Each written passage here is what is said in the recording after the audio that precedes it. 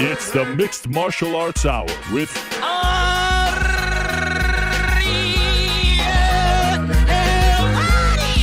The Mixed Martial Arts Hour is back in your life on this Monday, May 13th, 2024. Hello again, everyone.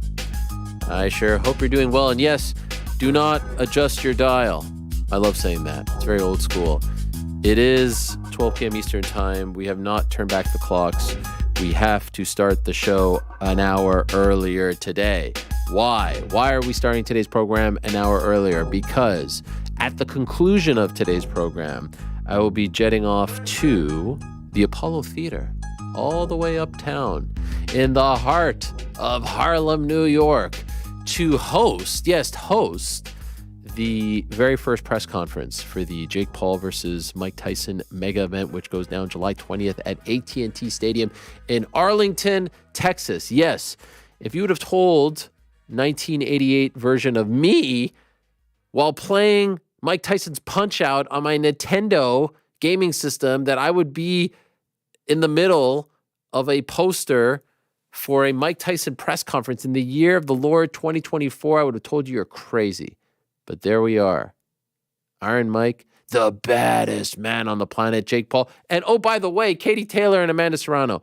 This is going to be fun. I'm told it's going to be a raucous crowd. You can watch it on the Netflix YouTube channel and I think the MVP YouTube channel as well at 5:30 Eastern.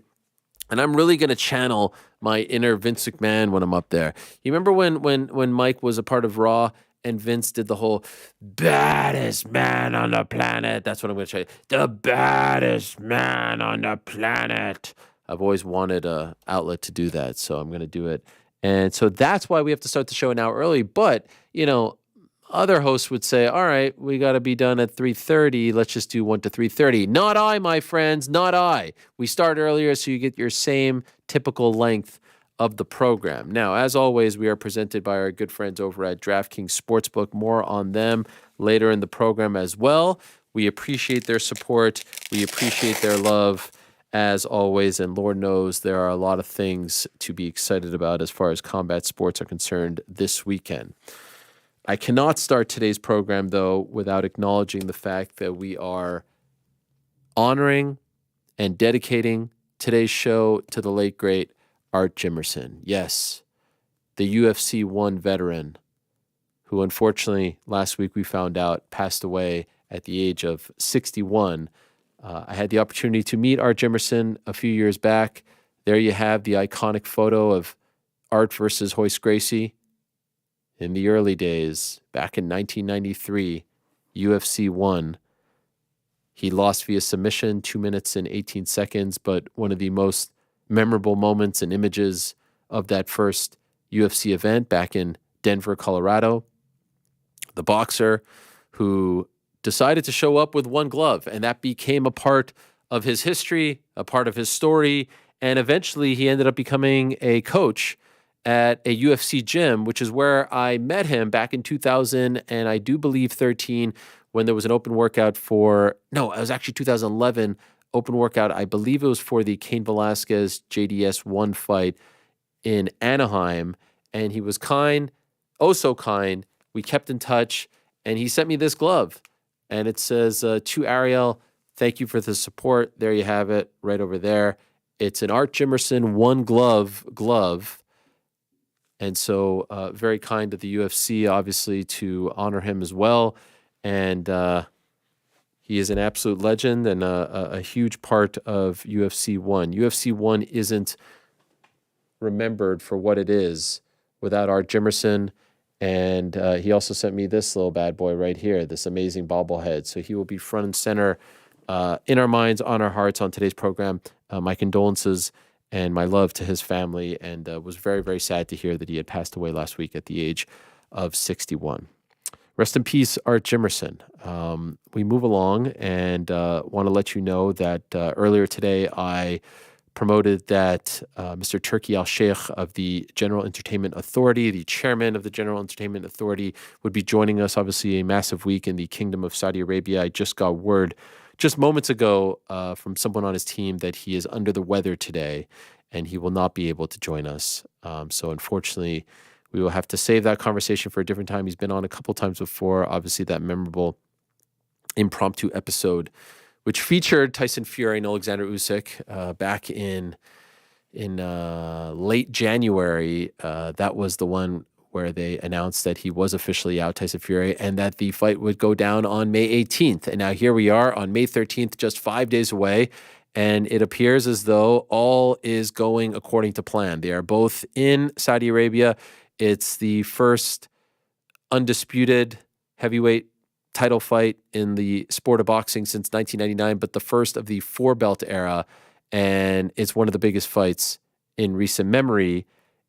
Obviously, when you're involving the Furies, there's all kinds of drama, there's all kinds of hoopla, there's all kinds of stuff going down, and just this morning, there was a scene with John Fury, Tyson's father, getting involved in a fracas with a member of Usyk's team, and Fury headbutted a member of Usyk's team, which then opened up a gash on his forehead. Here's the footage. You see them going back and forth, back and forth. Fury all fired up. Shades of October in Manchester. We don't have audio on this, do we? Usyk chants. I mean, this is some kind of... This is just about an hour and a half ago in Saudi Arabia.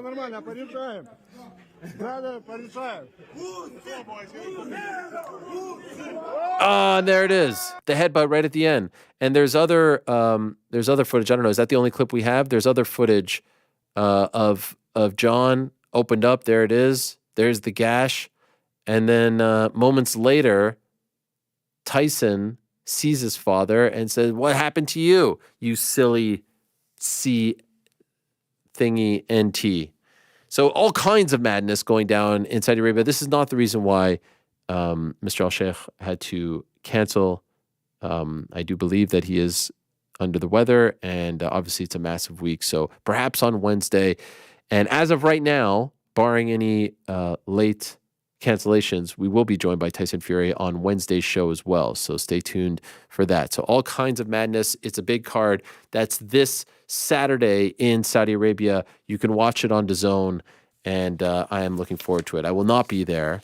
I had some family obligations that I had to be home for, and so I will not be there, but the great team over on DAZN will be there, and it should be quite the scene, especially because it is taking place in the afternoon here in the United States, and we love that. I've also said the word scene 400 times. I don't know why, so I apologize for that. Now, let me tell you what is going on today's program. Back into the show, we're going to be joined by Cherneka Johnson, who is who's an Australian boxer, actually born in New Zealand, now fighting out of Australia, who fought on the George Kambosos Vasily Lomachenko card in Perth this weekend, which was airing on ESPN on Top Rank broadcast, and which was eventually won by the great Vasily Lomachenko, the pride of Ukraine. Anyway, you may have seen this footage. It has gone everywhere. It has gone viral. Johnson fights a great fight. I thought she won pretty fair and square. And then they get to the end of the fight. It goes the distance. Judges' scorecards are being read, and it's up there with Steve Harvey. It's not quite Bruce Buffer and Anthony Smith of 2 weeks ago because of how the whole thing played out. For those that may have missed it, this thing has millions and millions of views on my social media alone, let alone all the other social medias. This is what happened at the conclusion of the Cherneka Johnson versus Nina Hughes fight this Saturday night, Sunday morning in Australia. Live draw.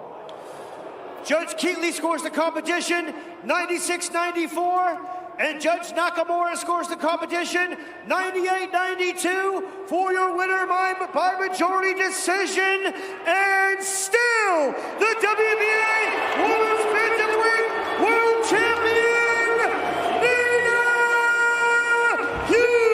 A lopsided scorecard of 98-92 favors Nina Hughes and pulls a majority decision to go to 7-0 and retain her world championship on a night where Cherneka Johnson seemed like she was in control down the stretch and had a 167-133 connect advantage. And by the way, Nakamura, who had that 98-92 scorecard, will be the referee for Lomachenko. 95-95. Keeley scores the competition. 96-94. Nakamura 98-92 for your winner by majority. Fighting out of the blue corner. What? Is this guy for real? I'm dead. Is this guy Lieutenant Dan Hennessy for real? Tessitore's call right after that, the pause, is this guy for real? Now, the ring announcer, and I feel bad for him. He didn't have a great night, and there were some antics earlier, so it's not an isolated thing. But Joe Tessitore's pause and then is this guy for real call. And what's also funny about it is there's no announcement like, hey, we screwed up. He first announced Hughes as the winner, and then he just kind of like rushes and says the exact same scorecards. He read them incorrectly. He read them for the wrong person. And now there's all kinds of drama where Hughes' team is saying that it was rigged, that she was robbed, all that stuff. Were you guys watching this back there, GC, Rick? Was anyone watching it? Because I was watching it and I was like, oh, wow, I'm surprised that the Australian fighter got screwed in Australia initially. And then I'm like, wait a second. He's reading scorecards again. And then Tessitore he made me legit LOL with his reaction. Yeah, it's ridiculous. I was not watching it live. But also, there's a clip going around of Tessitore in the studio when they clear it up. And he's just like, all right, I just want to clear up that clown show amateur BS that we had on our airwaves earlier. And they send it over to whoever it was to clear up what had happened. But, I mean, ridiculous. Bernardo Osuna. Yeah, Bernardo Osuna. I know it was his fault, but I also feel terrible for the ring announcer. I know he's sick today. Did not see it live. Joe Tessa's call. I mean, just next level. Is this guy serious? And then he throws him under the bus with the name too. He's like, "Is Lieutenant Dan Hennessy serious?" Incredible. So good. By the way, I think I may be wrong, but underneath, I can hear him saying that there is a correction to the scorecards. Very, very, yes. I guess he is trying to like say. And then, but then the mics go up when it's just him reading the cards again. It's a real. The correction is also he just messed up reading the scorecards. They cleared that up. Ozuna said that he admitted that he just messed up the scorecards. But Hughes' team, and I can understand, now thinks that they were robbed. Now thinks that there was. Oh, if you're Hughes, you have to be disgusted. You have to be disgusted. No. Dude, yes. You're disgusted. Yes. You're disgusted. in Australia. You think, oh, she lost. Now they changed. I mean, of course, at the post-fight press conference, her coach was going apeshit. He was going apeshit. Thinks that they were screwed. Says that there was no drug testing. Says that the judges were corrupt. All this stuff. So I get taking that position, but it sounded like with a 98-92 card, like maybe she didn't win the fight. You know what I mean? I don't know how one had it a draw, to be honest. I mean, that's boxing for you. Yeah. One draw, 198-92. That's how that goes. But it did. I mean, it seemed like the commentary team was shocked, right? Like when Yes. So I don't know how much I'm throwing my arms up about it. Like you lost. Well, anyways, Johnson will join us actually at 5 a.m. local time in Australia. So thank you very much for that. How about the other thing I know? How about Johnson just like. Okay, like she completely took her medicine. Yeah. No, like she lost. They read the scorecards and she was just like, okay, like she probably thought she won and was just like, okay, respect. But then when they showed her when they won, she like seemed like very emotional because imagine thinking that you've lost the title fight and now you're the winner. It's all very bizarre. Prior to that, we'll be joined by Darren Till. Our old friend Darren Till says he has some news. I don't know if he's going to break it on today's program. I didn't even ask him, but he is going to join us. It's been a while since we talked to him. He's obviously transitioning over to the Sweet Science. So always fun to talk to Mr. Till. Jose Aldo. You know, Rick, I was thinking about this. I don't know if Jose Aldo has ever been on the show, to be honest. I could not find anything of him being on. When you said he was going to come on, I started looking. I couldn't find anything. I think this is his debut. That's nuts. Yeah, I think this is his debut. It's hard to get him, and I was shocked when I did. And quite frankly, I'm nervous from now until then. The great Fabiano Busquet, I hope I'm pronouncing his last name correctly, the now legendary UFC translator, is going to help us out with the interpretation, right? Is that right? Interpretation, not translation. Anyway, that will go down at 2:00. Andrew Feldman, the founder of BKFC, some big news last week. They signed the papers with Conor McGregor to make him an official owner of the company. Have some questions about that. They had their debut show at Mohegan Sun, and some other big news regarding that organization. He'll join us at 1, and Chase Hooper going to join us in about 20 minutes' time to talk about his big win this past weekend over Slava Claus.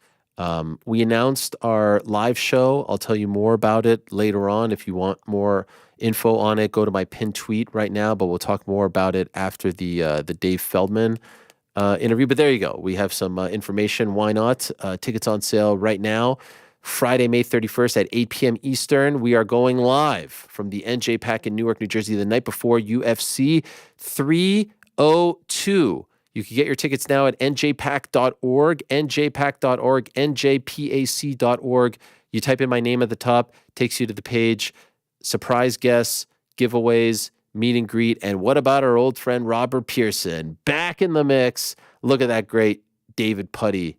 You guys know what that's from? Oh, yeah. Seinfeld episode. We're the Devils. Yeah, he really brought it with this one. This is great. Yeah, amazing. He's the best. Shout out to Robert Pearson. Shout out to everyone for purchasing tickets who did already. Please do purchase them so that we can not have to worry about this. I'm looking forward to it. May 31st, the night before UFC 302. It's my pinned tweet right now. The link, njpac.org. More on that later on in the program. Looking forward to it. Now, we've gone through the list of who's joining us. You know about the presser later today. Let's talk about this past weekend as far as MMA is concerned. This past weekend was their show in St. Louis. The UFC had a fight night show in St. Louis. And this is just, I keep saying that the UFC is on fire. I keep saying that they're rolling right now. I keep saying that they've, they could do no wrong. And it's the truth. Their fight night event on Saturday night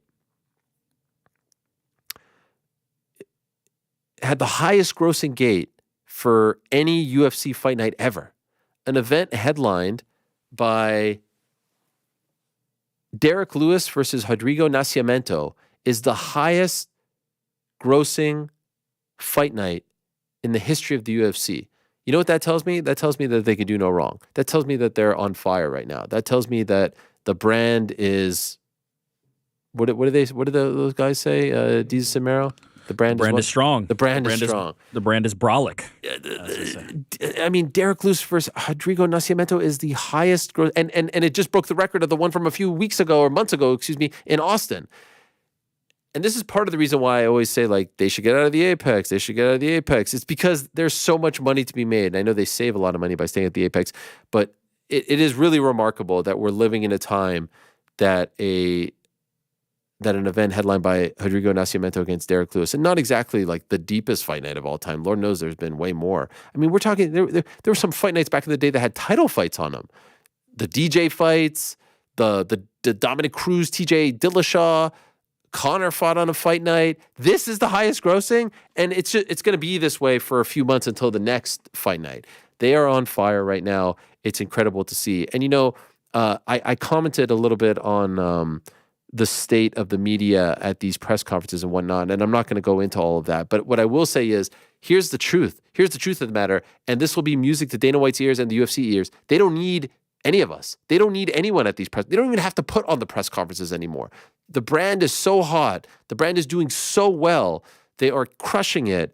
They don't need to do anything anymore. They don't even have to market these events anymore. Honestly, they could just say the UFC is coming to town and they're selling $2 million worth of tickets. That's how hot they are right now. Forget about the pay-per-views. And oh, by the way, and shout out to Oscar Willis of the Mac Life for pointing this out to Dana White, the Conor McGregor event, headlined event on June 29th in Las Vegas against Michael Chandler, has already surpassed a $20 million gate. They have never had a $20 million gate. And that now is the highest grossing event of all time, period. $20 million. You know how hard that is? You know how tough that is? And yes, I know there's economics and inflation, all this stuff. They are crushing it right now. And so it's pretty remarkable to see how far the sport has come and how far the organization has come. And kudos to them. They don't need anything. They don't need any help. They don't need any marketing. They don't need. We could talk about posters. We could talk about commercials. We could talk about merch. We could talk about all these things. And that's all nice cherries on top, and that's all great and gravy.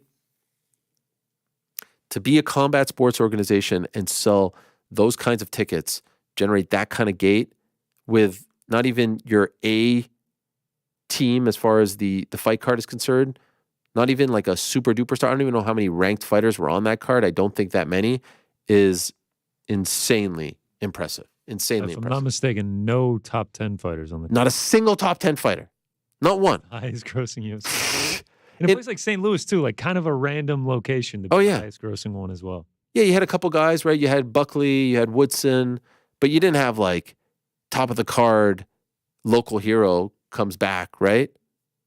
Unbelievable. And also, like, you know, an NHL arena, so it's not like a tiny place. Like, just remarkable. Absolutely remarkable. Derek Lewis with a very impressive win over Rodrigo Nascimento. At first, you were like, why is he trying to wrestle the guy who's more comfortable on the ground? But he figures it out in the third round. He knocks him out, and then it's classic Derek Lewis. The celebration was classic. And then it goes even further than that. It's the celebration, boom, boom. It's the shorts off. It's the cup off. And then it's mooning of the crowd, which was just, I mean, I don't know if he's ever gone that far. Has he ever gone this far? I don't know. I've never seen the mooning.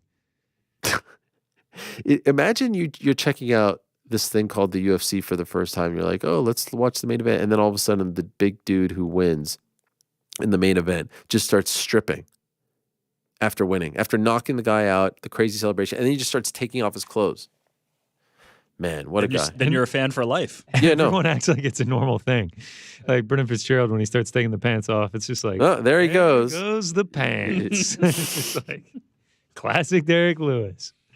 And the cup's going off. Is this going to a fan, a media member?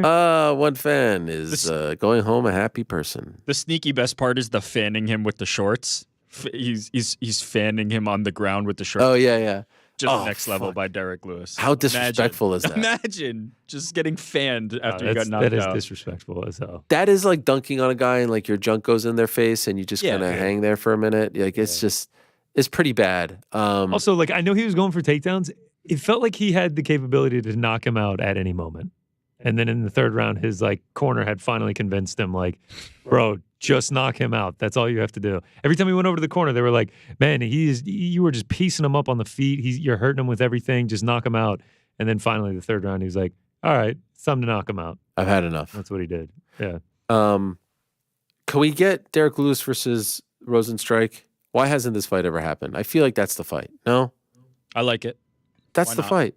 I feel like those two guys have been circling each other. Like that's the one. What is Derek Lewis at this point? Derek Lewis is in that category of Cerrone back in the day, and several others who it doesn't matter if he's on a 2-fight losing streak, 3-fight like, and now he kind of just goes like 1 yes, 1 no, because he gives you moments like this, because he's so fun, because his interviews are so fun, the press conferences are so fun, everything is so fun with him. He's going to have a place in the UFC for really as long as he wants it. Where's heavyweight? Here's heavyweight. Derek Lewis is 12. And Rosenstrike is 11. That's the fight. Rosenstrike, Lewis, they're both coming off nice wins. I'd like to see that. Now, what about our old friend Joaquin Buckley, who I still maintain should have been the main event? Hashtag justice for Buckley. He had a dominant win. The crowd was hyped. You got to give St. Louis a lot of credit. They were super loud for that fight. And again, not to be the dead horse, but like that fight has no juice to it if it's at the Apex. But then you put it in a venue and a town that it means something to them, and all of a sudden, look at that reaction. A very, very impressive win. A dominant win by Buckley. Everything was going his way. He even went and hugged Randy Orton afterwards, the local kid in the front row. That was cool as well. But then he gets on the microphone and he calls out Conor McGregor, and it just kind of goes on and on. That was a moment for Buckley to actually call out someone who is attainable. I thought that was such a blunder on his part, It couldn't have gone better. The whole week couldn't have gone better for him. The fight couldn't have gone better. He seemed like a superstar. Kudos to him. He had just fought at the end of March in Atlantic City. He wanted to be on this card. He asked to be in the main event. He was doing everything in his power to get that spot. He's even going to press conferences and asking the questions. And then you call out Conor McGregor. Like, at this point, enough people have called out Paddy Pimblett. It's a waste. The biggest one that's a waste is Conor. A, he's fighting, and B, let's just be honest, there's 1,000 people ahead. Why would you waste the call out on Conor McGregor? And then the whole thing, it goes on and on and on and on. Were you guys not? I felt like I was disappointed. I was bummed for our guy Buckley. I thought that he had an opportunity there to call out someone. Like later on, I think he mentioned Gilbert Burns. That would have made sense, right? An attainable guy. I know he's high in the rankings, but you call out someone who is attainable. You don't call out Conor McGregor in that moment. That does nothing. I don't put as much stock. I had this debate on the post show. Like, there's a lot of stock put into, like, you have to nail the name in the post fight call out. It helps. Like, it certainly has some kind of impact, but I don't like. Ultimately, the Conor thing got enough attention that, like, I guess he got what he wanted out of it. I personally think it's a little bit goofy, but it had enough people talking at least about him in general. And then he shows up to the post-fight and says Gilbert Burns. So, yeah, make the Gilbert Burns fight or somebody else. Sean Brady seems like a viable kind of option. But, yeah. I mean, certainly, like, you could have done something different there, but I don't. Unless you're Conor McGregor or unless you're Michael Chandler, like, you're really probably not getting whoever you call out anyway, just on the basis of that, right? It will be what the matchmakers give you anyway. So I don't know how much he really hurt himself, but he definitely didn't help himself. I'll say that. Waste. I mean, that's my thing. Is nothing. It is just it's a waste. Like, it's just not going to happen. There's no way that he's going to be fighting Conor McGregor. So yeah, I mean, should have just called someone else out. Is there? I mean, Frank just mentioned. I think he called out Anheuser-Busch to sponsor him after the Atlantic City one. By the way, I didn't mind that one. I saw people saying that he fumbled that. Like, no, that makes sense. You're a Missouri guy. I didn't mind that one at all. I also don't even think to Eric's point, I don't even think you have to call someone out. I think this whole thing of you got to call someone out, I think that's all hogwash. Or how much it actually plays into That's what's going to happen for you. Man, I would have loved to see you and Mike Heck going at it. Mike Heck was hot about him calling out Conor McGregor. I'm sure you guys had a nice back and forth there. I just agree with you completely. Yeah, you like. Come on, give us a name. Come on. Yeah, and then what? It's too much. Yeah. It's like it's not that important. It's really not. Like, you can use that mic time for anything. Now, am I saying Buckley aced it? No, certainly not. Again, I just said I personally found it goofy, but it is what it is. And then you show up to the post-fight press conference and say, okay, realistically, I know I'm not getting Conor. Give me Gilbert Burns, and all's well in the world. So that's a great fight. That is a great fight. That is a great fight. I like that fight a lot. You know what's unfortunate? I really do think Buckley is pretty good at 170 pounds. Like, I think he's solid there. Yeah, I mean, undefeated. He's killing. But I really thought the Luque fight was going to be a measuring stick, and Luque just was not there for one reason or another. I still think we kind of don't know the answer for why that was such a bad performance from him. And this one, I didn't learn much either. He faced somebody who's a little bit raw, and he was utilizing the takedowns. I kind of still have to see with Buckley, but it's looking pretty good at 170. It's looking pretty damn good so far. There's a lot of options. Kevin Holland. MVP. That's a nice little rematch there, Holland and Buckley. MVP. Don't hate it. MVP is 13. He's 11. It'd be a nice build up to it as well. Don't hate that one at all. Is he ready for the Sean Brady's? I'm not sure. Yeah, why not? I think I was going to say, he was he's great on ready the for ground. Gilbert Burns. He's ready for Sean Brady. No, I know. I don't think he's going to get the Gilbert Burns. Big jump, but maybe. What about Carlos Ulberg? Alonzo Menefield with a very questionable game plan, just completely rushing Carlos Ulberg, and then he got knocked out in 12 seconds. That was... Rick, now officially a BJB. Oh, yeah. Blackjack believer. Ladies' night. I mean, me and Rick used to have heated arguments back here post-show about Carlos Ulberg. Yeah, I was not sold in the... Oh, really? Oh, yeah. Oh, I've been an Ulberg disciple for a while. Best looking guy in the UFC. How can you not support? That first performance against Kennedy had me real suspect. I was looking at it with a little bit of a shifted eye. But now, dude, the dude's he's obviously technical. He's got a ton of power, and people seem to want to get into firefights with him for some reason. And when you get into a firefight with him, it's probably a bad idea. So yeah, I'm in. I believe, especially in this division, right? There's a lot of opportunity to really make noise in this division. So Oberg, he seems like a dude. He's got the whole look. He's got the whole package. Good for him. Perfect. Sure does. Sure does. Turned on The Bachelor to get into cage fights. So gotta give him some respect for that. By the way, speaking of bad reality shows, going back to Cherneka Johnson, did you know she was on The Challenge? I meant to ask you this. On the Australian one? Yeah. Do you watch I did the not Australian? know that. No. I don't watch the sorry, the the local spinoffs? country ones. I watch some of the spinoffs. Like the USA has a good one because it has the cast from the original. But Wait, that's isn't also, the USA just No, there's the Challenge. There's Oh, Challenge Jesus. All Stars. There's Challenge USA. There's Challenge Global. There's like an international competition. I have not watched like the Australian one. I think they did like one in Spain. I haven't watched those individual ones. But that's awesome. Yeah. I When hope does you this ask her come about on? that. MTV, VH1? MTV? It's on. It used to be on MTV, but now it's just part of Paramount. Oh, okay, nice. But MTV's bigger overseas, so it might. I'm still sure. be a Yeah. thing. I thought you were using bad reality TV show as a segue to get into Tough starting soon. Fuck. When does it start? Also, that's not a bad I have reality no show. idea. It's the best. Does it start? I think it starts later this No month, idea. right? No idea. I got like a time hop thing from this time last year of the Tough Hang logo. I was like, wow, throwback. Yes. Didn't get it renewed. You know, I scratched and Didn't get clawed to get it renewed, renewed no. for a second season. But yeah, we got turned down. It's unfortunate.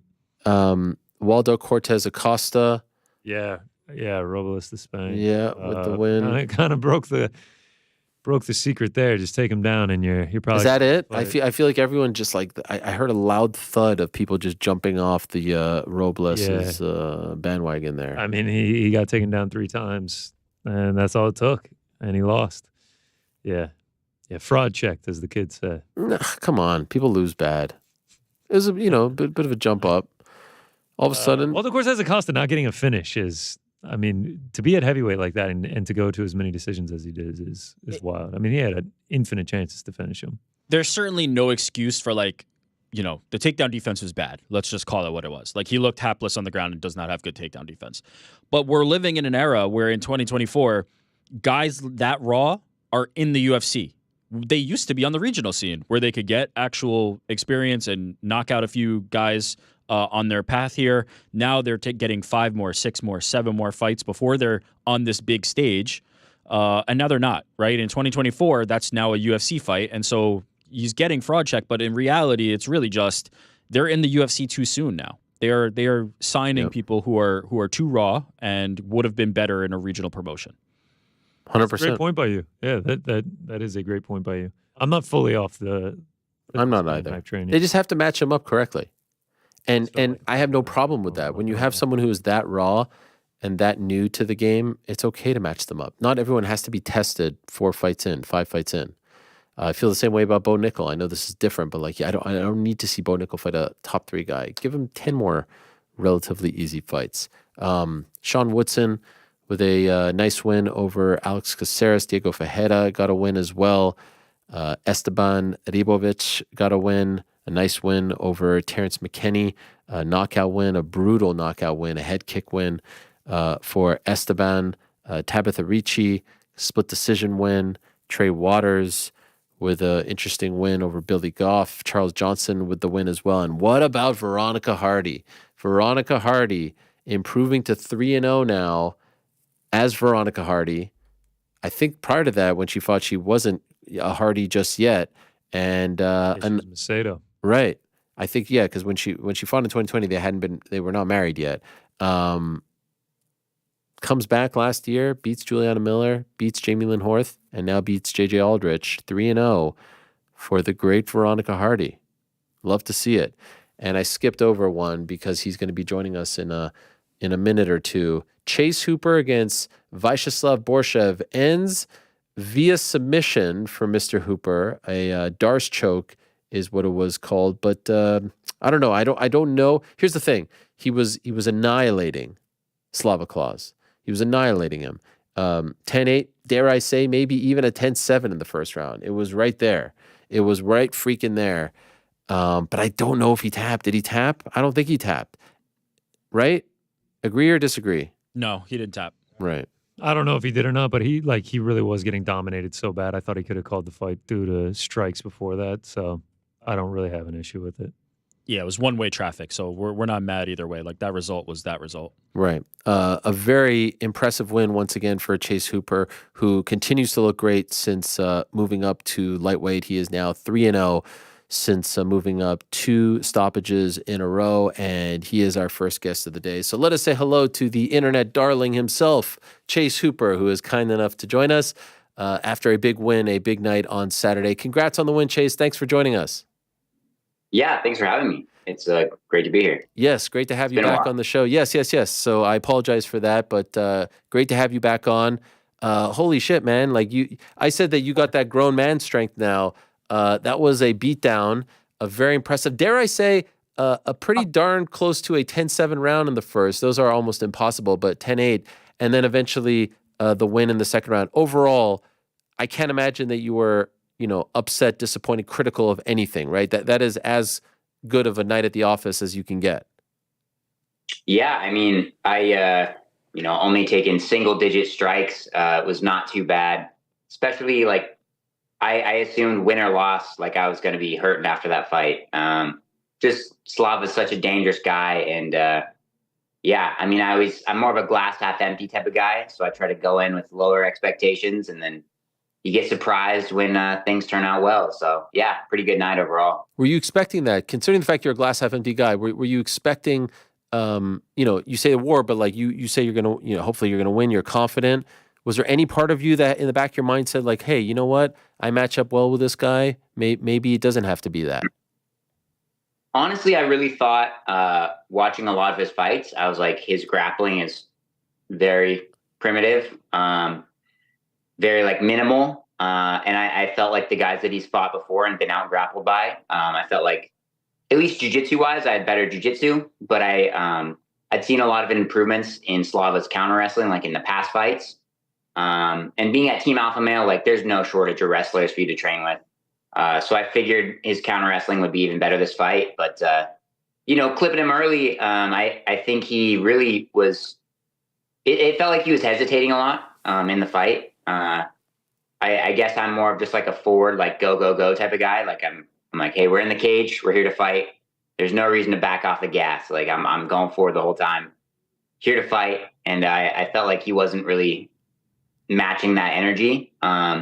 He was doing a great job off the beginning, like kind of staying out, like just beyond my range, which I could tell. I was like, all right, this dude knows what he's doing. But I was waiting for those strikes. I think he, on the other side, though, was really waiting for that shot. He was waiting for me to shoot in immediately. And, that set up that overhand. I've been playing with that for a minute. And, I mean, I didn't really necessarily intend to use it right off the bat, but, it obviously worked out. So what about the actual stoppage? Because I saw a lot of people, a lot of fighters were upset with it.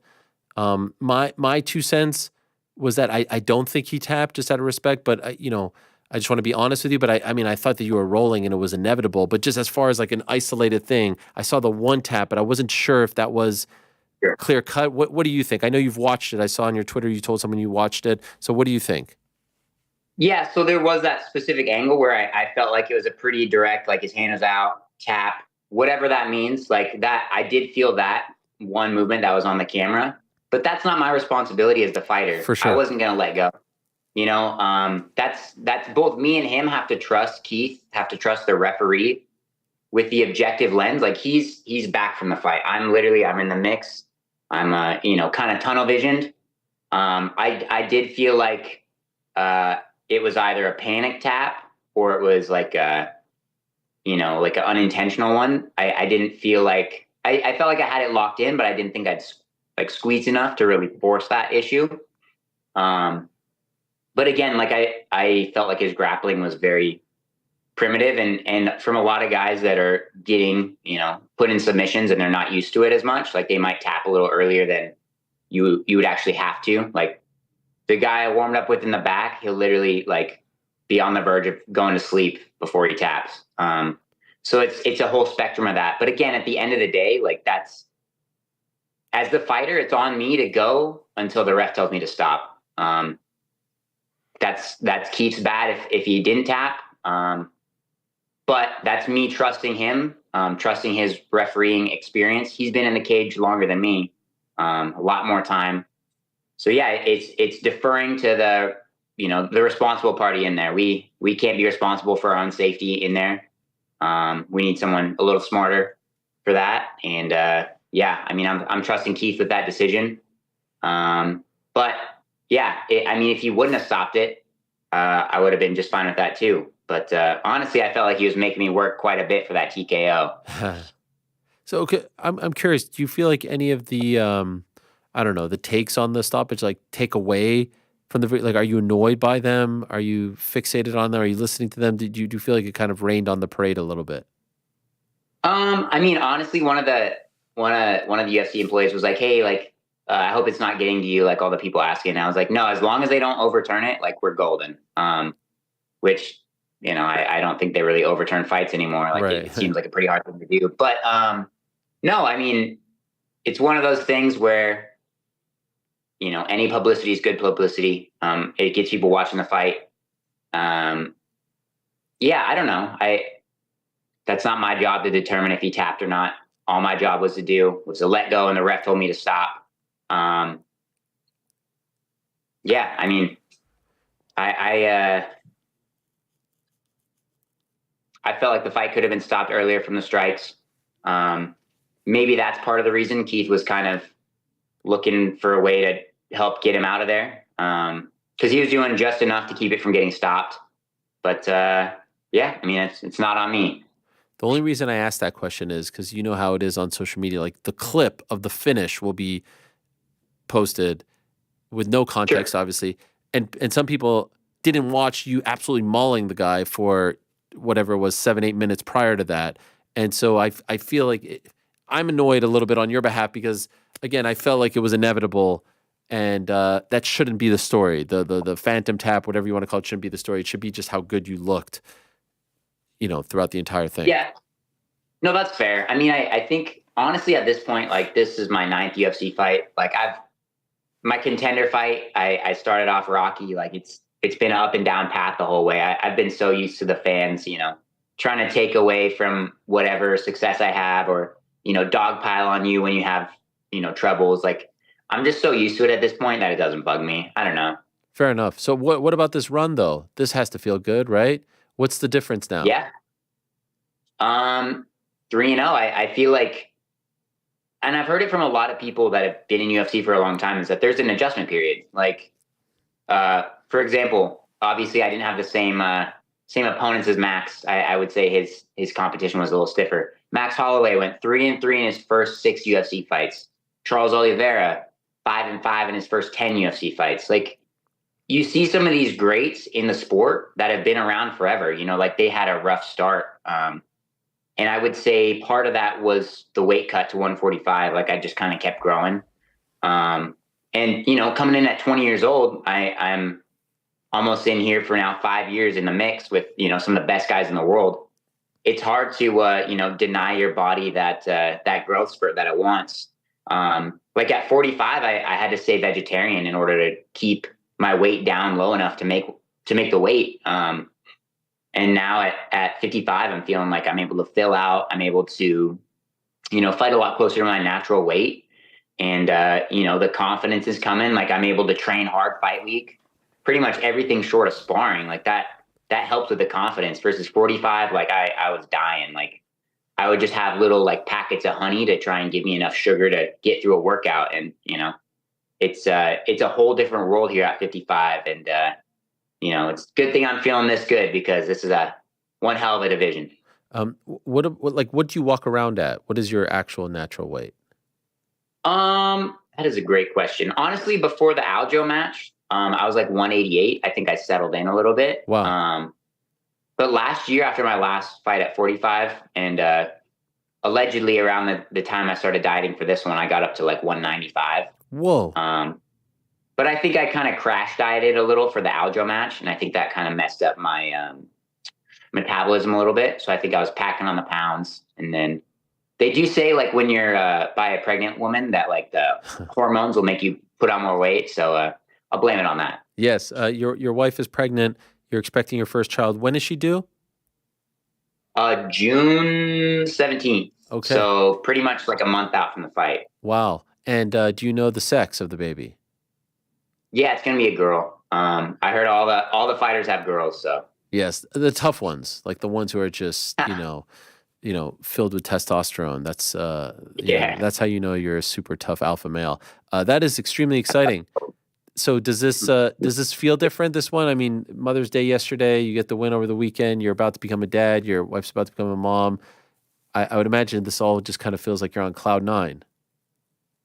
Yeah, I mean, it's one of those things where I feel like as a man, like you really kind of hit your stride as far as doing these things that you might not want to do. Doing these hard things in life, you start to do that out of necessity. And now, I'm having to provide. Like my wife's not working anymore. We've got a baby to provide for, and it's a lot of motivation. In the sauna, it was a rough weight cut. I just kept reminding myself between sessions. I was like, doing this for my wife, doing this for my baby, and then doing this for that extra 10 G's that I'm not going to lose when I make weight. So it was a lot of motivation, especially in the tough parts of the sauna. Like in the fight, I really don't feel much anything, but big motivation beforehand. Wow. So how tough was it? Because I was thinking maybe 155, like those days are behind you, but it doesn't matter, right? It doesn't matter where you fight. It just is always tough. Well, so yeah, I just, the dieting is the hardest part for a lot of the weight cut, just because it's a lot of discipline over a long period of time. But I've cut around the same amount of water, probably about 20 pounds. I walked into fight week at like 75.4, I think.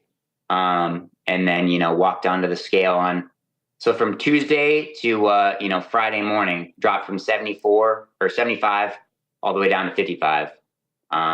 It's not even the first 15 pounds at all. It's literally the morning of weigh-ins where we're getting the last 2, 3, 4 pounds off.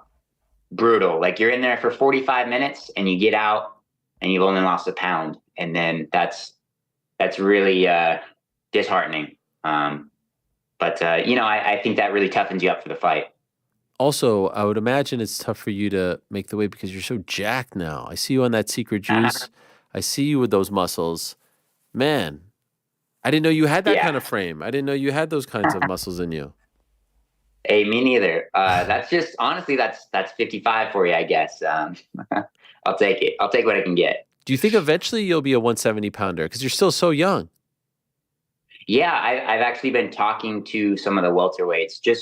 I just like to ask people, like, especially if you're not fighting them, if you're around them, at fight week or other guys I've trained with, just be like, hey, what are you walking around at? I just like to kind of get a gauge. I've heard of some welterweights walking around my same walking weight. So it's not out of the realm of possibility. But you do have the Jeff Neal type guys that are, blimping up to like 200 fight night, which is, insane. So it's kind of it's such a weird thing for the weight classes, especially that big jump. Maybe we'll get 165 here, Oh. Not holding my breath, but no, it's just such a weird jump of 15 pounds from 155 to 170. It makes it a really difficult choice to be like, okay, I'm actively ready to move up and fight these bigger guys. And the thing for me too is they're going to be a lot taller. Like on average, the average height at 170 is a lot taller. So I wouldn't end up being the tall guy in 99% of the fights. So that's kind of another factor that you have to take into account. By the way, I feel like you're a darling over at the UFC offices. You essentially are the face of Fight Pass. You throw in the 165-pound suggestion. I think they might listen to you. Maybe Fight Pass, but I don't think Uncle Dana cares too much. We were talking about the logistics, my coach and I, and just like, they have to shift all the divisions. Then do you do 85, 95, like you get a lot more belts. It'd be a lot more exciting. But, how do you fill those divisions? It would just be such a weird shakeup. What do you do with the current champs if their division doesn't exist anymore? Yeah. Because you can't have 65 and 70. It's just such a mess. I understand kind of why they want to keep it like that. And then you got to deal with the commissions. I don't know. It's a lot of hassle. So I understand, I guess. I will just say, and I completely agree with you, because then, the 70-pound guy may not want to fight at 75, etc. I don't think going from 55 to 65 to 75 to obviously 85, I don't think that means you have to add the 95. I don't think there's enough guys in that sweet spot of 85 to 205, but I definitely think there's enough guys in the 55 to 70 sweet spot of 165. I think a ton of guys would go there. Fair enough. But then it's like, do you add something between 205 and 265? Or do you do like a 265 and up? Do you do an open weight? A super heavyweight? Why does that have to come into play if you just are adding the 65? Why can't it just be adding 65? Just sounds fun. Okay, fair enough. Fair enough. By the way, first time in a while that you're fighting in front of a crowd, right? Yeah. How did that feel? I've got to say, it was 1,000 times better than the Apex. No disrespect. I love the Apex. It's so comfy. It's so cozy. But you win, and people are like, woo, there's like 10 people in there clapping. Guy Fieri was at my last one. That was pretty sick. I didn't get to see Guy Fieri in this last show. But no, the crowd energy is insane. It's funny to hear, like they're booing Slava because he's Russian. They're cheering me just because I'm an American. It's funny to get to experience these things, and it's a lot of good energy. Getting the win, yeah, it felt like a real win. Like it felt like I won in one of the premier sports in the world, instead of like I won a sparring match in a gym and my teammates are happy. Can you say with certainty that the crowd sometimes like energizes you to the point where you perform better? Like, do you think you have that exact same performance at the Apex? Or do you think the energy, the excitement, they help propel you to go to a different level? I don't know. I think it's definitely, it might add to it, I would say. But on the walkout, I try to ignore the crowd as much as possible. Like, I'm just as motivated in the Apex. Like, this guy standing across from me, he's getting paid extra if he hurts me as much as he possibly can. So I'm pretty motivated to do the same to him before he can do it to me. But I would say the crowd, it just makes it feel cooler. Like, I kind of, I go in and out of, like, I wouldn't say consciousness, but like tunnel vision, I guess. So sometimes kind of locking back in and hearing the crowd chanting and stuff, it's very cool. And it's one of those moments where it's like getting to have experienced that, like I can die happy now. You know? It's cool. And that crowd was, in particularly hot. It was an amazing crowd. Highest gate for a fight night ever in UFC history. Isn't that wild? Yeah, I mean, we're making the way up there. So I think it was because of you. I think because you were on the card. You should have been higher. You should have been at least co-main. Yeah, they just Spain snubbed me on that one. They're really trying to push him. Yeah. No, I thought we were supposed to be main card, and then Buckley got put on there. It's one of those things where I was so worried about when I got to UFC, like, oh, I need sponsors. Oh, I need to be this high on the card. I need to, be fighting named guys, whatever. Like, and it's just realizing at the end of the day, like, when the results happen, the success will come. Like, if you are performing the way you need to be, like, you will get those spots, you will get those roles, you'll get those sponsors, like, things will start coming to you if you're doing your job. So just focus on that. When did that realization hit you? When did you start thinking differently? I used to be really freaked out for fights. Like, I was terrified. I felt like I was being walked out to execution, that type of thing, where you just, like, I'm just shuddering the whole day. Like, how can I get out of this? And then I really got into, like, sports psychology. Like, I was really looking at not even really anybody else. Like, I don't like asking for help, but listening to a lot of sports psychology books and just kind of listening to these strategies and, like, kind of figuring out for myself, just like, hey, this is such a small thing. Regardless, at the end of the day, everything's going to be fine, and just realizing too that regardless of the result of the fight, like, the people that do actually care about me and, the ones at home, like, they're not going to care. They're just going to be happy that I'm safe and home and all that. So yeah, just really focusing on the stuff that actually matters. Like, these are such small snippets of time. And the pressure is really just whatever you put it on yourself. So it's been kind of taking that away. And I feel like that's really allowed me to open up and perform, and just, like, going into the octagon, Saturday night, I felt nothing. I felt cool, calm, collected, ready to go. Just and I mean, I think it's showing. I think it's showing that I'm less jittery, I'm less, anxious, and I'm getting into that mindset that I need to keep doing this. How are you Saturday morning? How are you at the hotel?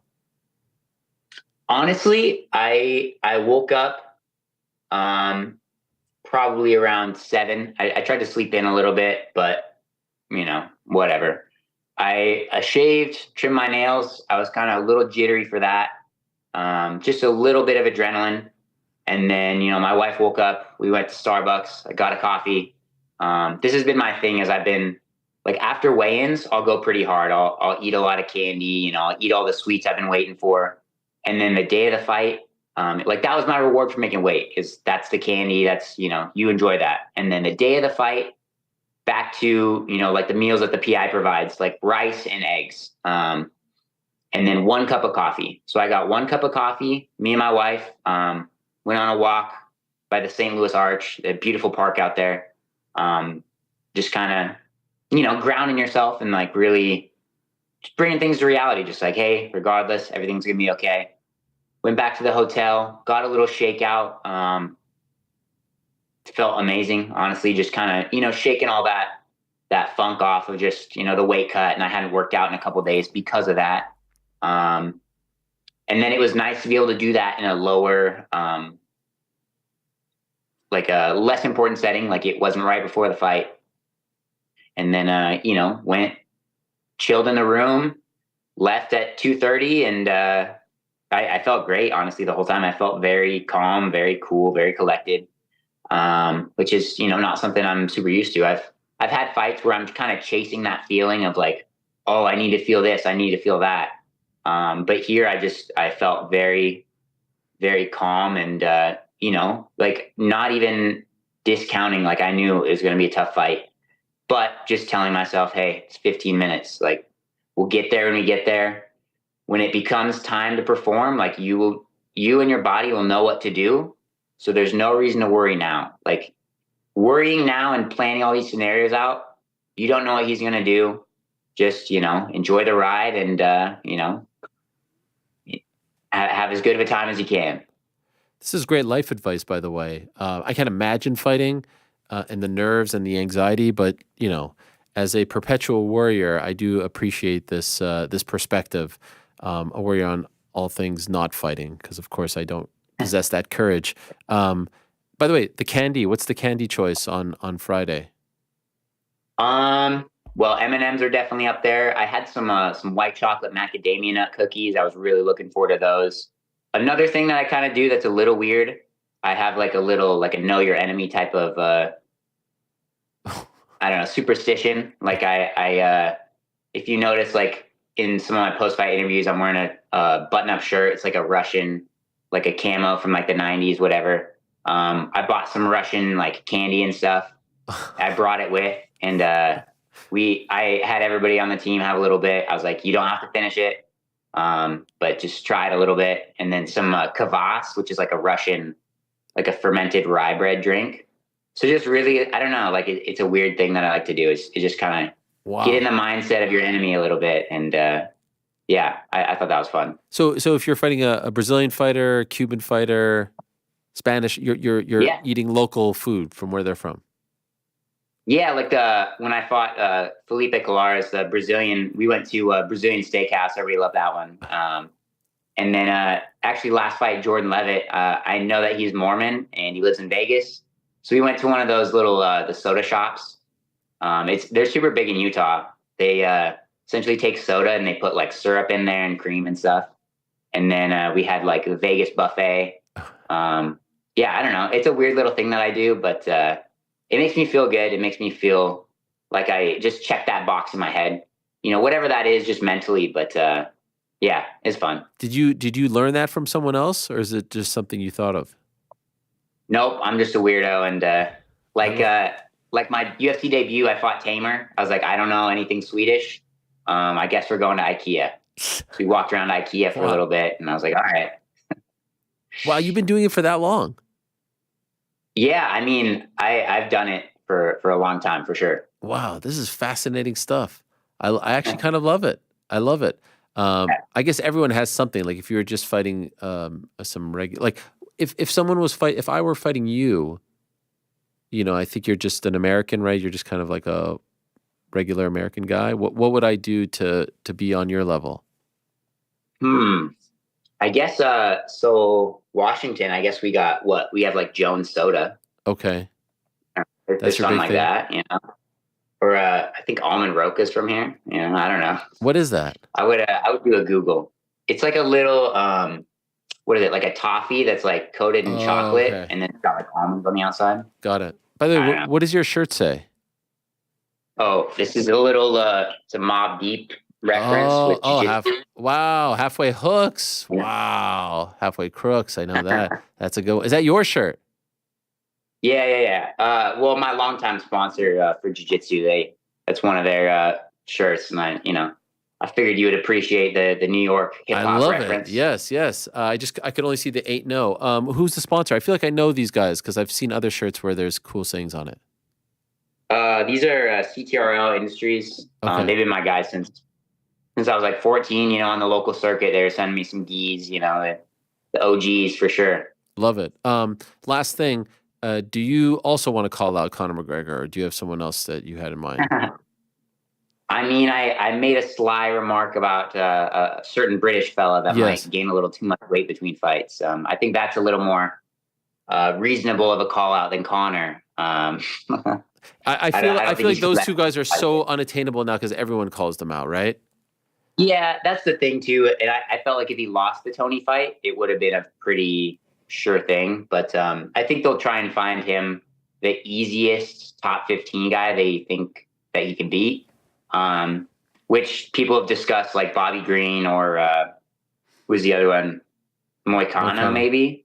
That's not easy. But I think both of those are brutal matchups, especially if you watch what Bobby Green just did to Jim Miller. Yeah. Where Patty was having issues on the feet with T. Ferg, which, he's no slouch, but hasn't been on the best momentum recently. I don't really know where Patty goes from here. Yeah. So, well, maybe I'll take whoever they'll give me, really. Enjoy the victory. Congratulations. Very impressive stuff. Really, really impressive. And it's great to see your evolution as a fighter and as a human being. And good luck next month as you welcome your first baby into this world. That's a very, very exciting time. So good luck to you and your wife, of course, and to the baby. I hope it all goes very smoothly. Thank you so much. Appreciate it. Great talking to you. Yes, same here. There he is, Chase Hooper. Thank you so much to him. A great win. And what a fascinating guy. I love hearing about some of those quirks. I've never heard of a fighter wanting to eat food from where the opponent is from, but feels very Fight Feast-esque, right? I love it. I was like, this is my kind of guy. Yeah. I love the creativity. Yeah, you know what? Maybe as the show gets bigger, we can have some cameos, Yeah. Chase Hooper, the first one up. That would be pretty damn cool. We need to work on things from Washington. Like if you're fighting a guy from Washington, is that a thing? We is a lot of people. No. Is the what? If you're wanting to be involved, let's do it. Yeah. Wait, what? Is it? I was just saying that when you were like, we need to do it. I'm like, wow, Jesus, so aggressive. That's all he chimes in with. That's wow. I just got to throw it out there. Friday night, I was at the movies. I had this, not a great experience. Me and Frank, we've been to a lot of movies together. We were late on movies, and I sent him something that I thought he would really appreciate. Triple texted him actually as the story advanced, and all he responded back like 3 hours later was, "Oh man." That's it. I was just like, all right. So is there anything worse? Is there anything worse? It says a lot. Guess he does not care. Yeah. Frank, do better, okay? I'll work on it. Let us move along now and say hello to our next guest. Our next guest has been in the news quite a bit as of late. A couple weeks ago, they had their Knucklemania 4 show that was in the LA region, and what a big event that was for them. Of course, last week on the program, we had Mike Perry on to talk about his big win over Thiago Alves. Just this past weekend, they were at the Mohegan Sun.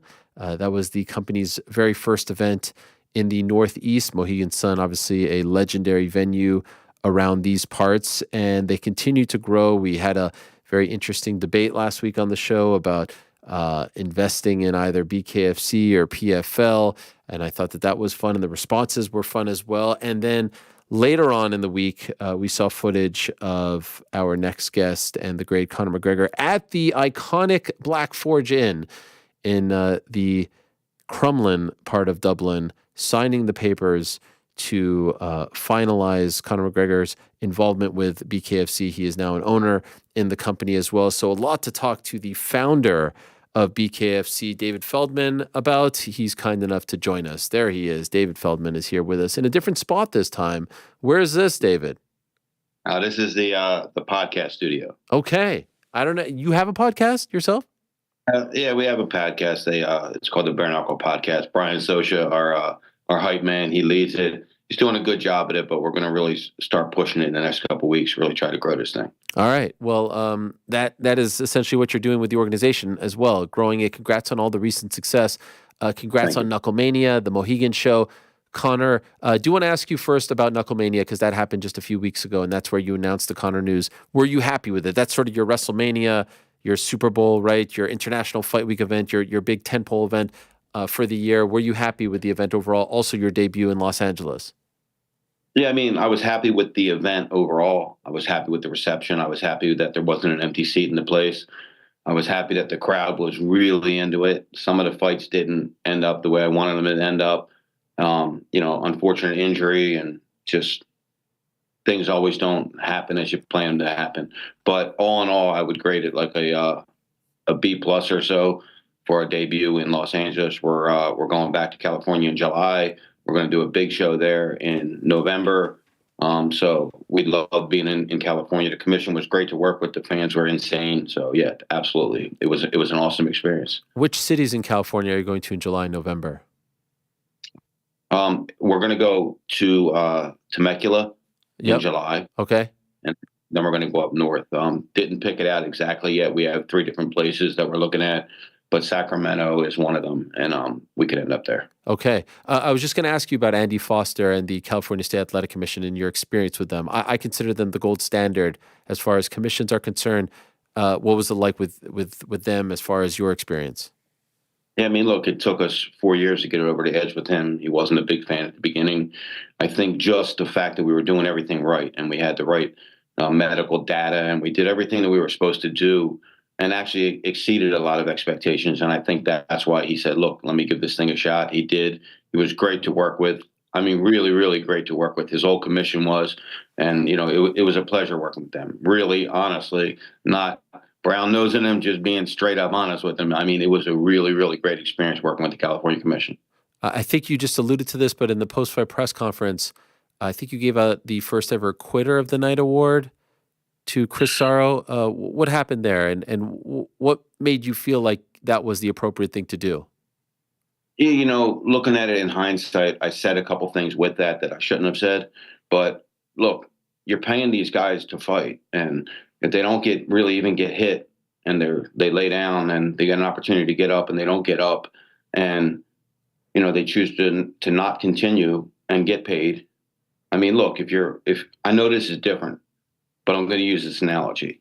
If you're cutting someone's lawn and you start the lawnmower up and walk away and don't cut their lawn, do you get paid? No. So you walk in the ring, you don't get hit, really. You don't throw a punch, really, and you take a knee and the referee waves it off. I mean, I was upset. I'm very passionate about this. And was it the right decision? I don't know. But I was so passionate about it. And, I asked a few people about it first that if they didn't think it was the right thing to do, they would have told me no. And they said, no, absolutely. So I did it. Another big win for Mike Perry. And now I'm wondering, is it just going to be hard to find him opponents because he's just so damn good?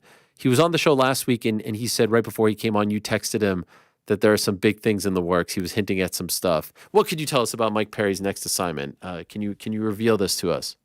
Really, I can just tell you that I'm making a move next week. I'm going down and visiting 2 big name fighters for him that I think are really, really going to blow this thing up. And I think we're really close to getting this done. The thing is, look, I can put him in with the championship, and I want to. And if he wants to, I'm going to do that because I think we owe it to our champion and Mike Perry to do it. But at the end of the day, is I think you alluded to this when he was on. People, I have to give him someone that people care about, right? That people really invested in to really watch this thing now because he is, kind of a superstar in combat sports now. So I have to give him someone that people are going to talk about. And I have 2 or 3 names that people are certainly going to talk about. Can you give us those names? I can tell you they're legends in the UFC. Legends. Legends. And are they tied up with the UFC now, or are they free? No, they're free. He was alluding to an MMA fight. Would that be with you or in conjunction with you guys? What was he talking about? We'll probably be associated with it if it happens. Who knows if it happens? But I think in this one that we talked about, it does make sense if it happens. So if it happens, good, and we'll help out with the promotion, and then I'll come back over. But I don't know if it's going to happen or not. The guy that he's going to fight doesn't, sometimes he signs the contract and shows up, and sometimes he doesn't. So we'll see. Are you referring to Dylan Dennis? I think it could be Dylan Dennis. Yeah. Well, they've been going back and forth a lot. Is there any chance that you would explore Dylan in bare-knuckle against Mike Perry? I mean, I would, but his performance against Logan Paul wasn't great, obviously, right?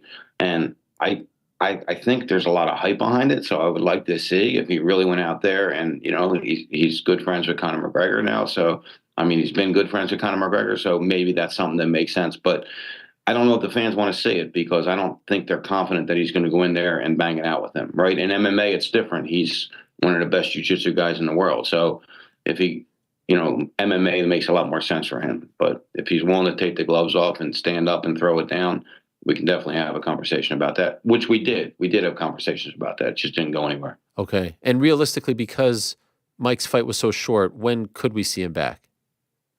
I want to bring him back in. I mean, depending on what he does with this possible MMA fight, but I want to bring him back in September. Okay. Now, speaking of Conor McGregor, at Knucklemania, you have the big announcement where Conor is revealed to be a new owner, part of the ownership team of BKFC. And then last week we saw the video of both of you at the Black Forge Inn signing the papers. First things first, did you have the steak on the stone at the Black Forge Inn? It's an incredible dish. Did you try it? Man. It was actually there was a special that night. It was a Wagyu strip on the stone, and it was sensational. Isn't it great? Yeah, it was awesome, man. It was awesome. The one time I was there, I asked him what he recommended, and that's what he recommended, and I was seriously blown away by how good it was. But let's start with the Conor conversation. How did this all start? Like, what are the embryonic stages of you and Conor talking about this? I think it started when he came to the first fight about a year ago, when Mike Perry fought Luke Rockhold and Eddie Alvarez fought Chad Mendez, and he made a pretty cool appearance there. And I think he kind of started to really fall in love with the sport itself. And then we got into business with his stout, Forged Irish Stout, that became a sponsor of BKFC. And we just started having conversations. And one thing led to another, and here we are. He is a partner of BKFC, and we couldn't be any more excited about it. It's really going to be an unbelievable partnership. So could you tell us about the terms of the deal? That has been somewhat ambiguous at this point. Like, what percentage of the company does he own? Yeah, he's actually, we talked a little bit today, and just so you know, he's going to be on your show soon, and whether you know or not. So I'm going to let him disclose what he wants to disclose about that. I'm going to tell you that he has needle moving equity. He has substantial equity in the company.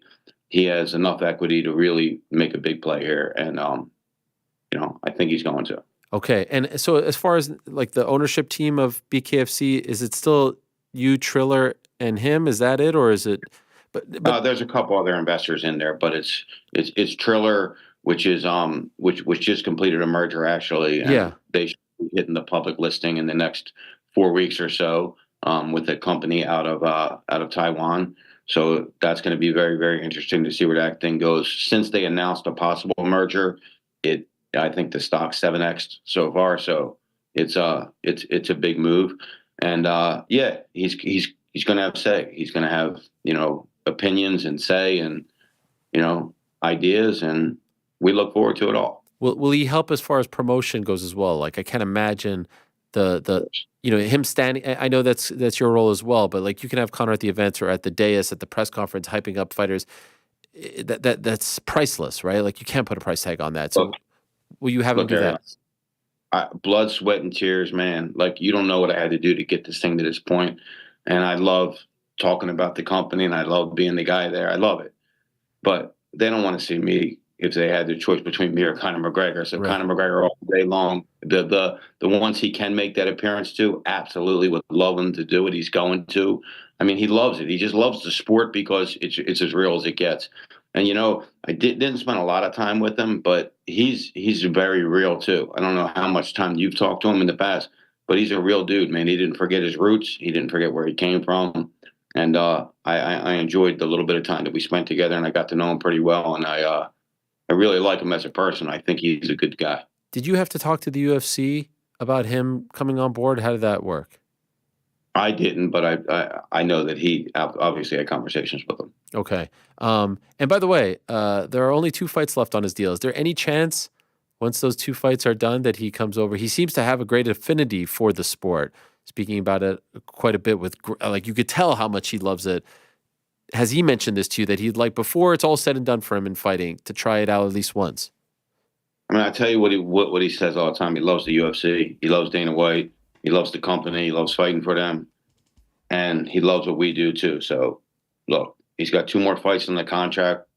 We'll see what happens there. I mean, he loves the UFC, so I don't know. I can't tell you that. I can tell you who, if I was sitting there and said, nah, we don't want him to fight for us. Come on. What kind of a liar would I be? Sure. Of course we want him to fight for us. But, I'm not getting in the middle of what their agreement and their deal is right now. But if that opportunity does arise, 100%.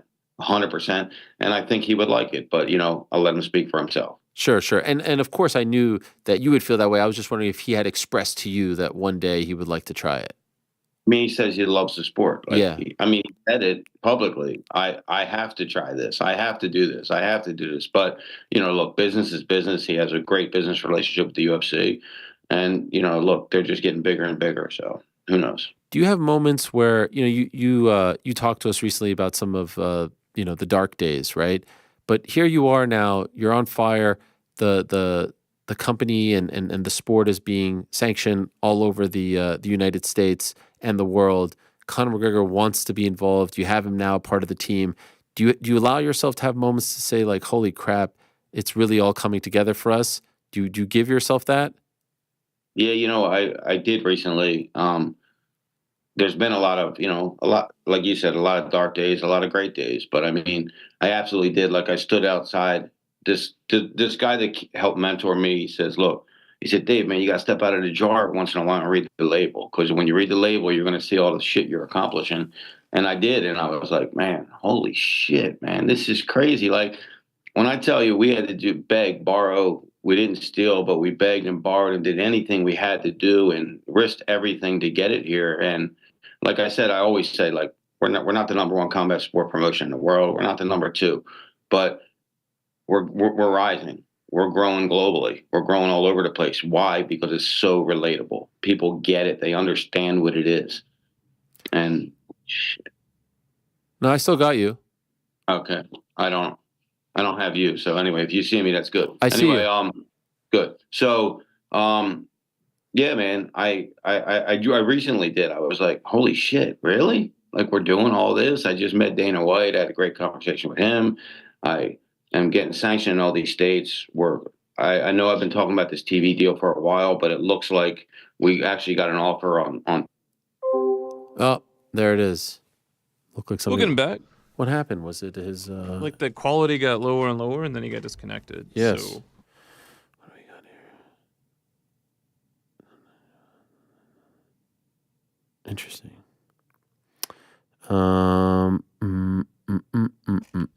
It's a remarkable thing, and I'll be the first to say that I was skeptical and critical. It's interesting that he had that poster there, the Artem Lobov poster. Actually, that's Artem Lobov, Jason Knight. Artem Lobov, Paulie Malignaggi was their first big one. We had, I think it was after the Jason Knight fight. It might have been the Paulie fight. We had Artem on the show, the ESPN show, and he was completely busted up. Like, his eyes were all messed up. His face was messed up. And I was actually told after that show that I wasn't allowed to have any BK fighters on the show because it was just too gruesome. Now, there's a part of me that always kind of felt like there was more to that, but that was disappointing. That was disappointing. Among the many restrictions that were put on the program back then, because it felt like they were growing, and I was curious about it. I was intrigued. He's back. So we go back to Dave. There he is. Hello, Dave. Sorry, man. No problem, no problem. Yeah, so you were just saying you read the label now and you allow yourself to at least. I mean, join. look, man. I mean, we're in the middle. I don't know if you caught this, but we got 2 offers last week from 2 different television platforms. Oh wow! And we're going to be making our decision in the next 2 weeks on which direction we're going. And so things have been just going really, really well for us. You know, I think we treat most people right, almost all the people. We treat very, very good. We give them opportunities, and we love our fans. We love our fighters, and I think we're getting they're reading off of what we're doing, and they're reading off of our passion, and they're supporting us, and you know, we're growing, and it's amazing. These deals that you're talking about, would that mean that we would get BKFC deals on, you know, either cable or streaming that wouldn't require pay-per-view? Because I do feel like that's the next step for you guys, right? Not to always be behind a paywall. Yeah, look, we experiment sometimes with one of our partners, Fubo, and with also our YouTube, and we do free events here and there. And when we do them, we're always in the 7 digits every single time of viewership. And I mean, that's amazing for combat sports. That's a really good number for, you know, not even marquee shows. So yes, absolutely. That's exactly where we're headed. And I think that, you know, that's what really evolutes this whole entire thing. When do you think that will be announced or finalized? Probably in the next 4 to 6 weeks. Okay. Big names? You know what? I can't do that right now, only because I'm negotiating, Ariel. Okay, fair enough. I got it. Well, that is exciting stuff, and I look forward to it. Also, at the post-fight press conference this past weekend, you mentioned that there was some big news coming. What could you tell us about that? I just have some of the kind of deal that we did with Connor. We're doing with a couple other marquee athletes that are coming in. Some big name brands are coming in, and the big news was really part of that TV deal that we're going to be announcing soon. And the fighters that are hitting us up, it's unbelievable. It really is, like, it's crazy nuts. And we're getting the funding together. So once all this stuff really comes together, we're going to be able to really sign and do anything we really want to do. And once we can do that, I think we explode. Your first show in the Northeast, first show at the Mohegan Sun, what was it like? It was great, man. Over 5,000 people there. Really good fights. Main event could have been a little more competitive. Daniel Strauss even told me, he said, look, I had trouble making weight. I just couldn't let my shots go as much. But all in all, some great fights on the card. The fans loved it. Mohegan Sun loved it. So, we're looking to be back there in late fall. And what about Philly? You've promised, or you've talked about Philly. That's your neck of the woods.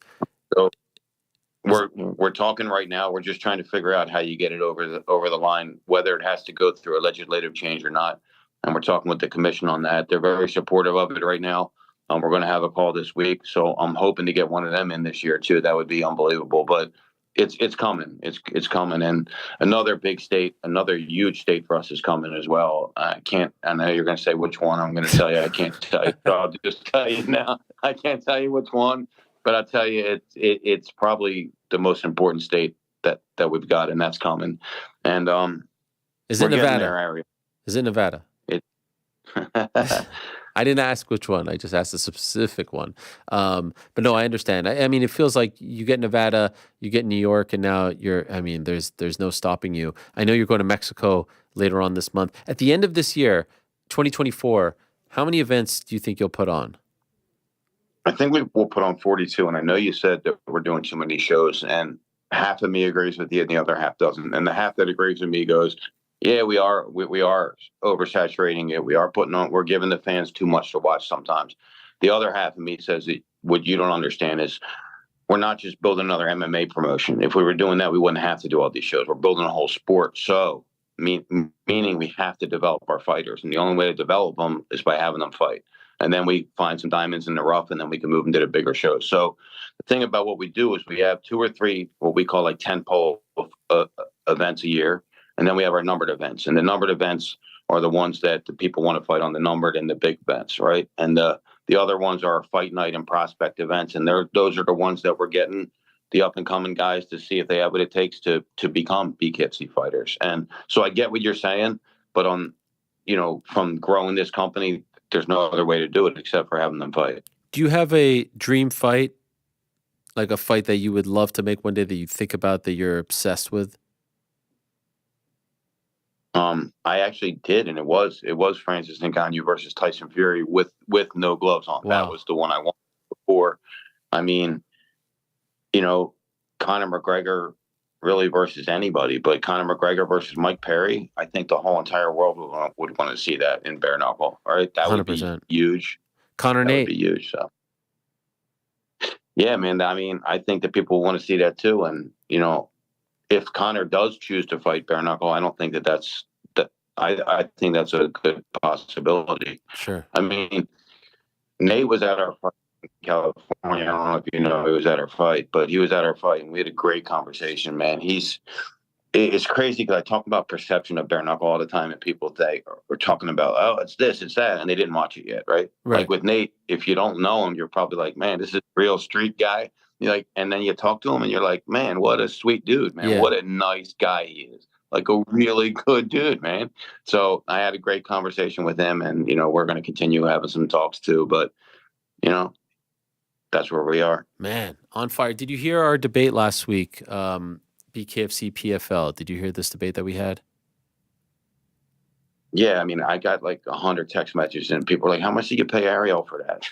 Isn't it amazing? Like, Anytime, because they say that when I give PFL props, they're like, "Oh, you're on the PFL payroll," and then I say this, and they're like, "You're like, I'm just giving my opinion. I'm not getting paid by anyone." It is crazy that that's the first thing, because I've been critical of you, right? I've been critical of your organization. I just try to speak from the heart. And so I was just wondering what you thought of what we had to say. I mean, I imagine you were happy with it, but overall, what did you think about what we had to say? Well, I think you're kind of spot on what you're saying, because I think that our trajectory does have a chance of being a lot bigger than anything else out there, because we are different. Had we been another MMA company, then maybe we wouldn't have that trajectory. But because we're different, I think that what you guys said was really spot on. And again, great conversations all the time with Don Davis. Have no problems with the PFL at all, but I just see us having a different product, and does have the opportunity to grow bigger really than anything else out there except for the UFC. And I think that I'm investing in it, so why wouldn't you? Fair enough. Well said. The one thing that they do have in their corner that you guys don't have right now, I think, is the big TV deal, right? You would agree on that. That's why you're talking to these people, and some of the more blue chip sponsors. Do you think those are going to come as well for you guys?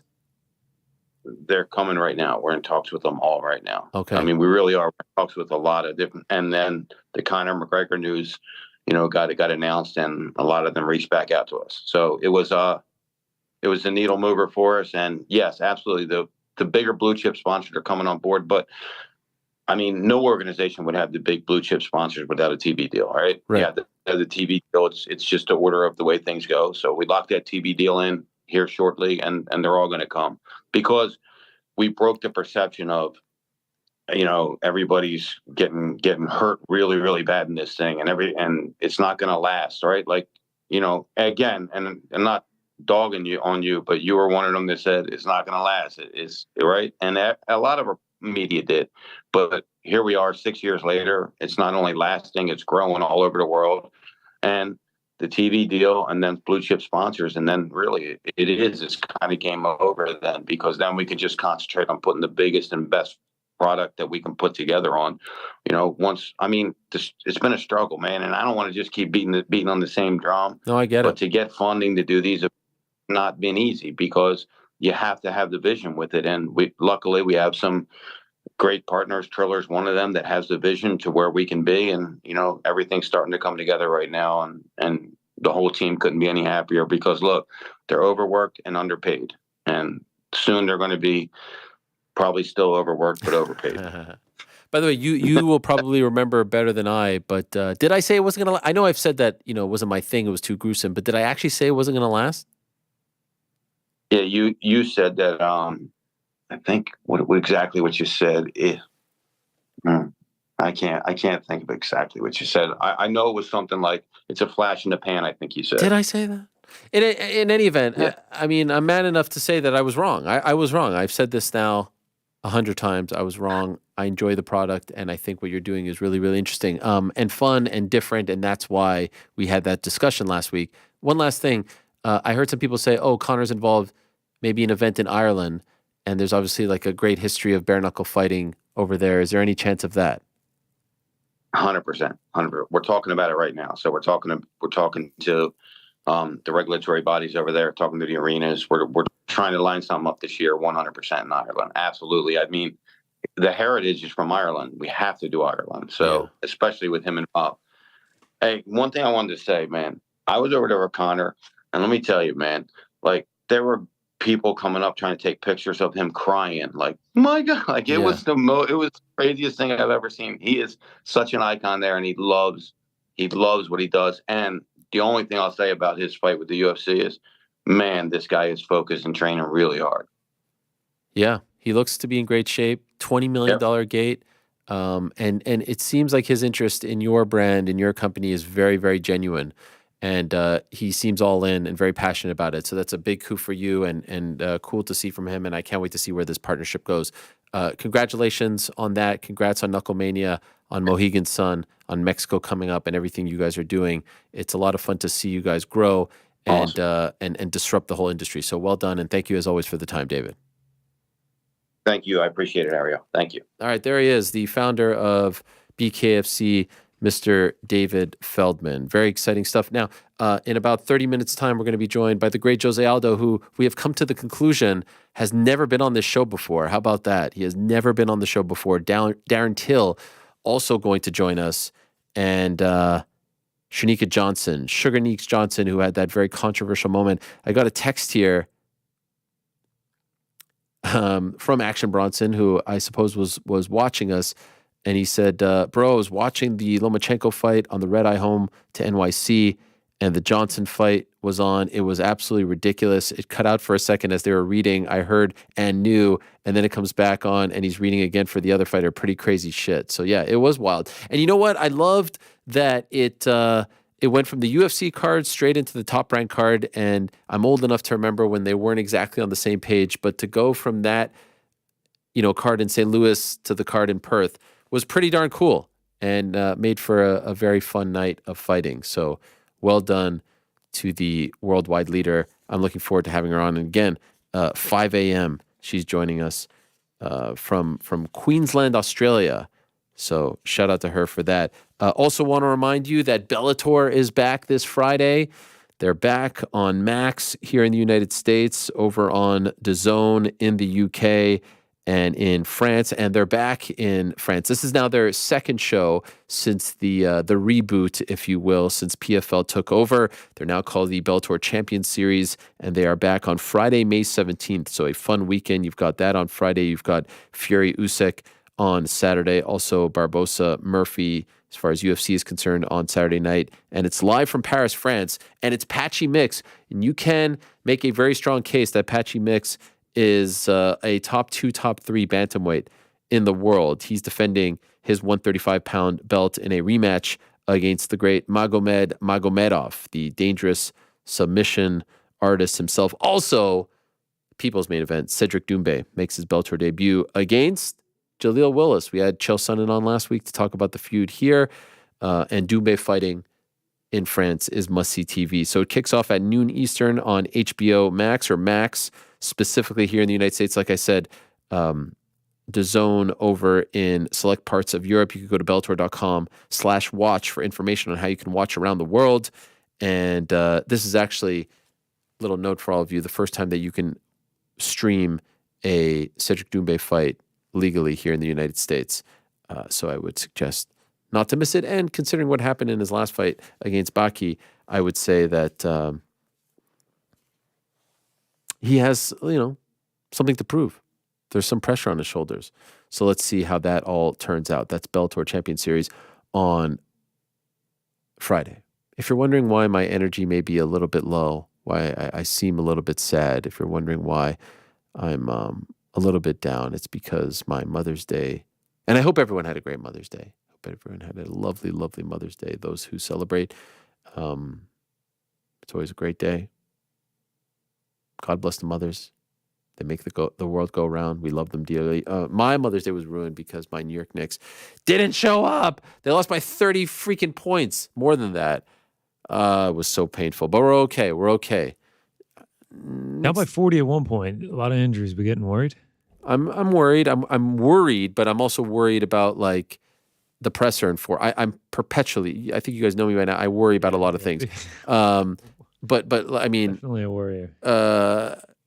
Come on, OG, yeah, Bogey, yeah, Mitch, Randall. Yeah, I mean, a lot of injuries, man. No, it's not just that. And then our best player is injured. He is 1,000% injured. He is not himself. Playing through it, no doubt. I will tell you the Friday game when they went up by 9 with Dante shooting the lights out and Jalen digging down deep and freaking Alec Burks, rising from the ashes. I was freaking going nuts. Because then you go 3 up. You go 3 up and then you can lose game 4 and you're still good at home. And it just feels like it's over no matter what. Like you're going to get one of the next 4. Yeah.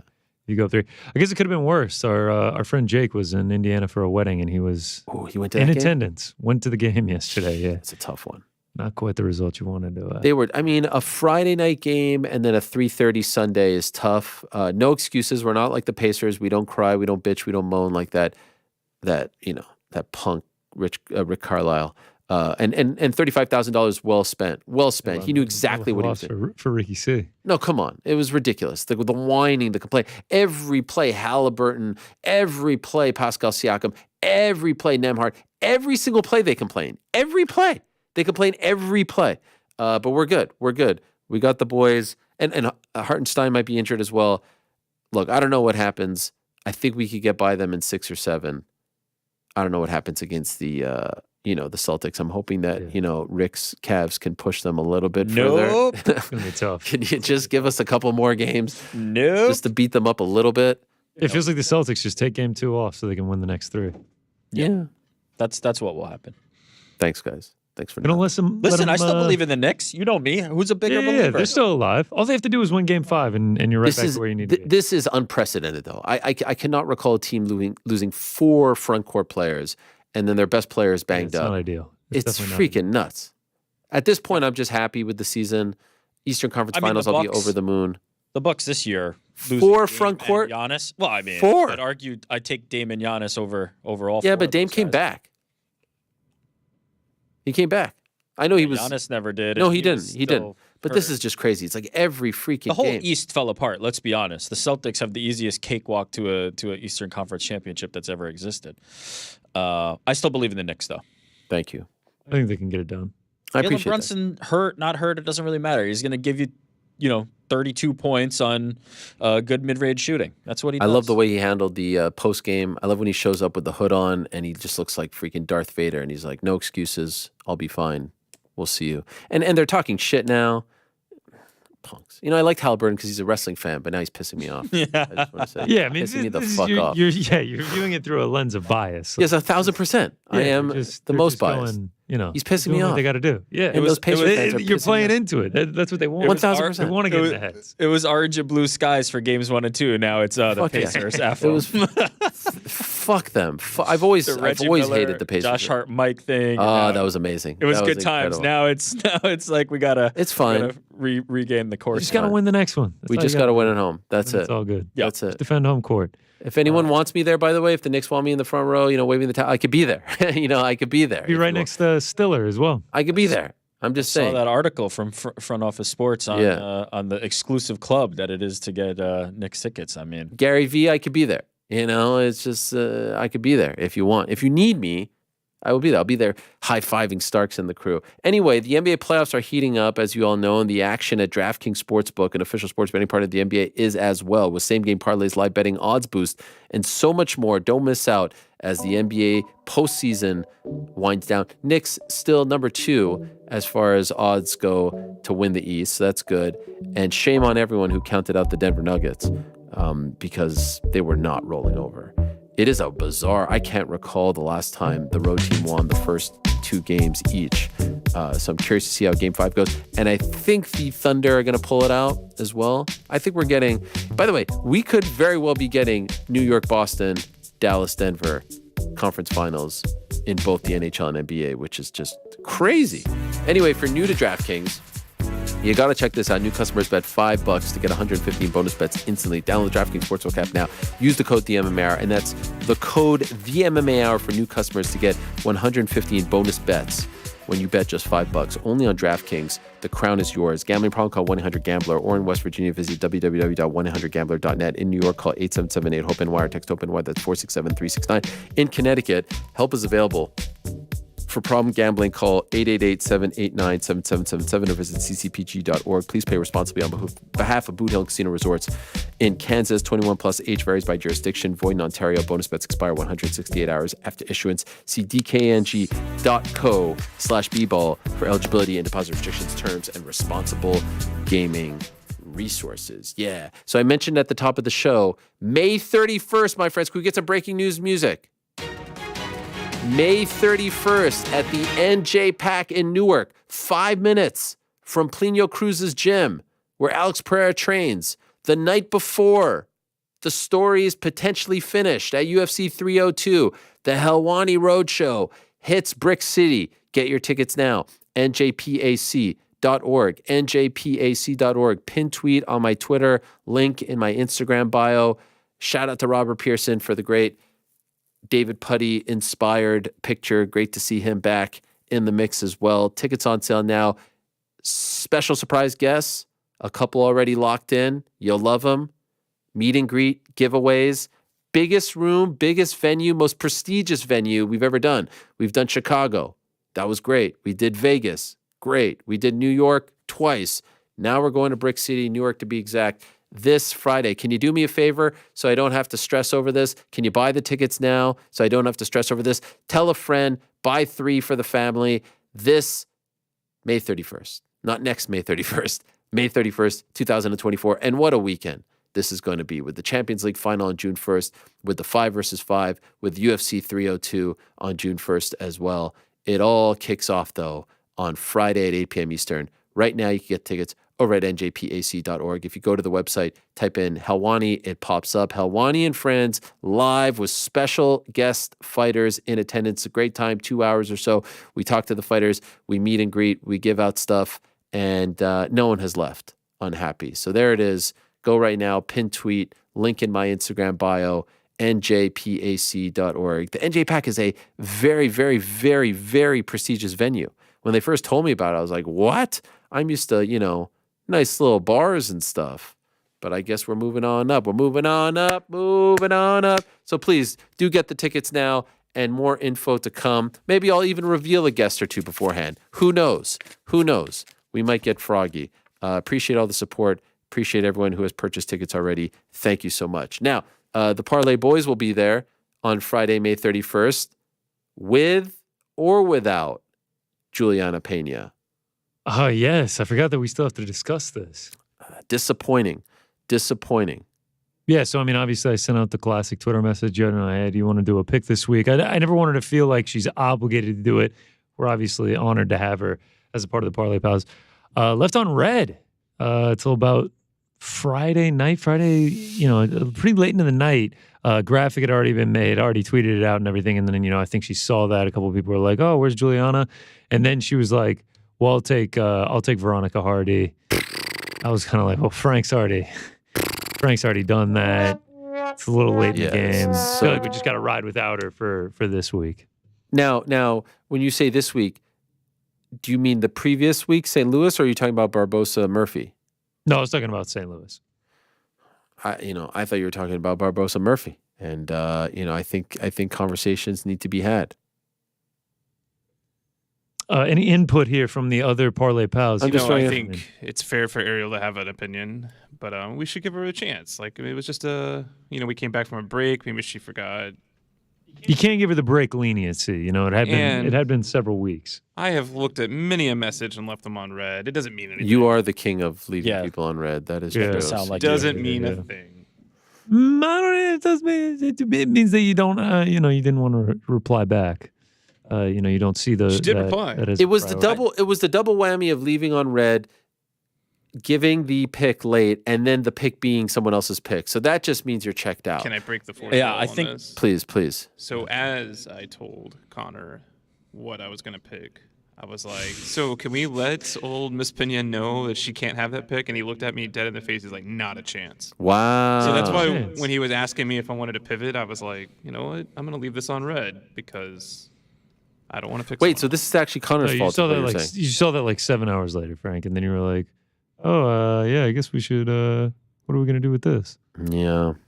Either one could be a valid interpretation of the events. I think you're onto something, Ariel, right? Like the idea of like, hey, we could be a little more locked in here. So why don't we just do this? Look, here's the opportunity right now. She's watching, obviously, as she does. And Is we're she talking though? about Is this. she? Oh yeah, I don't know. she's. I don't know Well, if she let's is. find out. I have my doubts. Now. Let's find out. We need a pick early, nice and early for this week. Let's see what we get. Okay, yeah. Let's actually go. Like, If should we we just don't- not send a message this week? We just wait and see if she I was just going to say that. Yes. I think that. Okay. That's it. Because what is the protocol recently? Like, do you message her to get it? Do you solicit it? No, so I feel like I had to kind of send a reminder one. It was sort of like, all right, we're back on the horse. We're coming back from break. So I sent one this week. Obviously, left on scene. No response for days and days until the graphic was made. Then when we did get the response, it was someone had already picked it. Clearly not watching. A lot of missteps there. But in the past, she would just send it to me ahead of time. I think we sit back on So this we see one if we go back. Okay, Let's see. all right, Let's all see right. what and happens. see if she's like, wait a second, We'll see. where's the solicitation? I like that. We'll see. And the elephant in the room, of course, is how you guys did. Oh, I mean, yeah, there's no elephant to be discussed. I mean, the boys just keep on winning. See, We're as hot gets. We hit one at the Apex, then we hit 2 at UFC 300. Then we take a little break, gather ourselves. Some people were like, "Oh, they're going to be rusty. There's no way they're going to keep it going." Sure enough, we keep it going. Were any of them ever in doubt? McKenny Rivovich ended in the first minute. Olberg wins in the first 15 seconds. And Veronica Hardy just did her thing. I mean, easy breezy. Yeah. Just like that. I mean, it's one of those things. It's like when Wally Pipp got injured and Lou Gehrig replaced him. They didn't say, "Oh, Wally, you're good to go. You're not going to replace Lou Gehrig." No, the Iron Horse got to do his thing. The question is, who's the Lou Gehrig Are to you Juliana Gehrig? Pena's What are Wally you trying Pipp? to say? Like, That's what I'm what's trying to say. What is Who's it? the Lou Gehrig? Are you the Lou Gehrig? Are you back in? You want it? No, I want nothing to do with it. No. I mean, we can see the green from here at minus 2.1 units. We can see the green. We just got to keep getting a couple more wins here. How did you do? Terrible. Terrible. I mean, absolutely awful. This is the year of just Jekyll and Hyde. I mean, as the great, I believe it was Adrian Broner said, I got cooked. Oh, no. I mean, it's just like we're up 9.5 units one week, we're down 8 point whatever we were this week. I mean, it's just like I don't know what is going on. It's like I get hot and then I get cold. We'll go ahead and recap it. Shout out to the great Chase Hooper. I mean, the card started off great. We hit on the Chase Hooper as a dog play. Parlay Boys were hitting. I mean, we were on the up and up. And then I was just way too overexposed on Robles to Spain. Thought he was going to win. Had the under big in a parlay as well. So yeah, I mean that hurt bad. And as the fight went on and Waldo Cortez continued to get takedowns, I was like, okay, so like I'm going to miss on both these. So like the worst case scenario was Cortez by decision, and that unfortunately happened. Yeah, 2-2 on singles, 0-2 on parlays. I mean, I just got ripped a new one. I mean, that's been the story this year. I mean, I think I've had 3 weeks of 8 units or worse losses and 3 weeks of like 7 units or bigger wins. Because I won like 9.5 at 301. Now I gave almost all of them back at UFC St. Louis. I mean, it's been tough. It's been tough, as they say. But that doesn't mean some people didn't have some success. Oh. Shout out to big hitters here. I got Oh, yeah. I feel like we haven't had big hitters in a while. Yeah, I feel like it's been like a month. Damn. Maybe UFC 300 was the last time we did it. We also were away for 2 weeks. So. Yeah.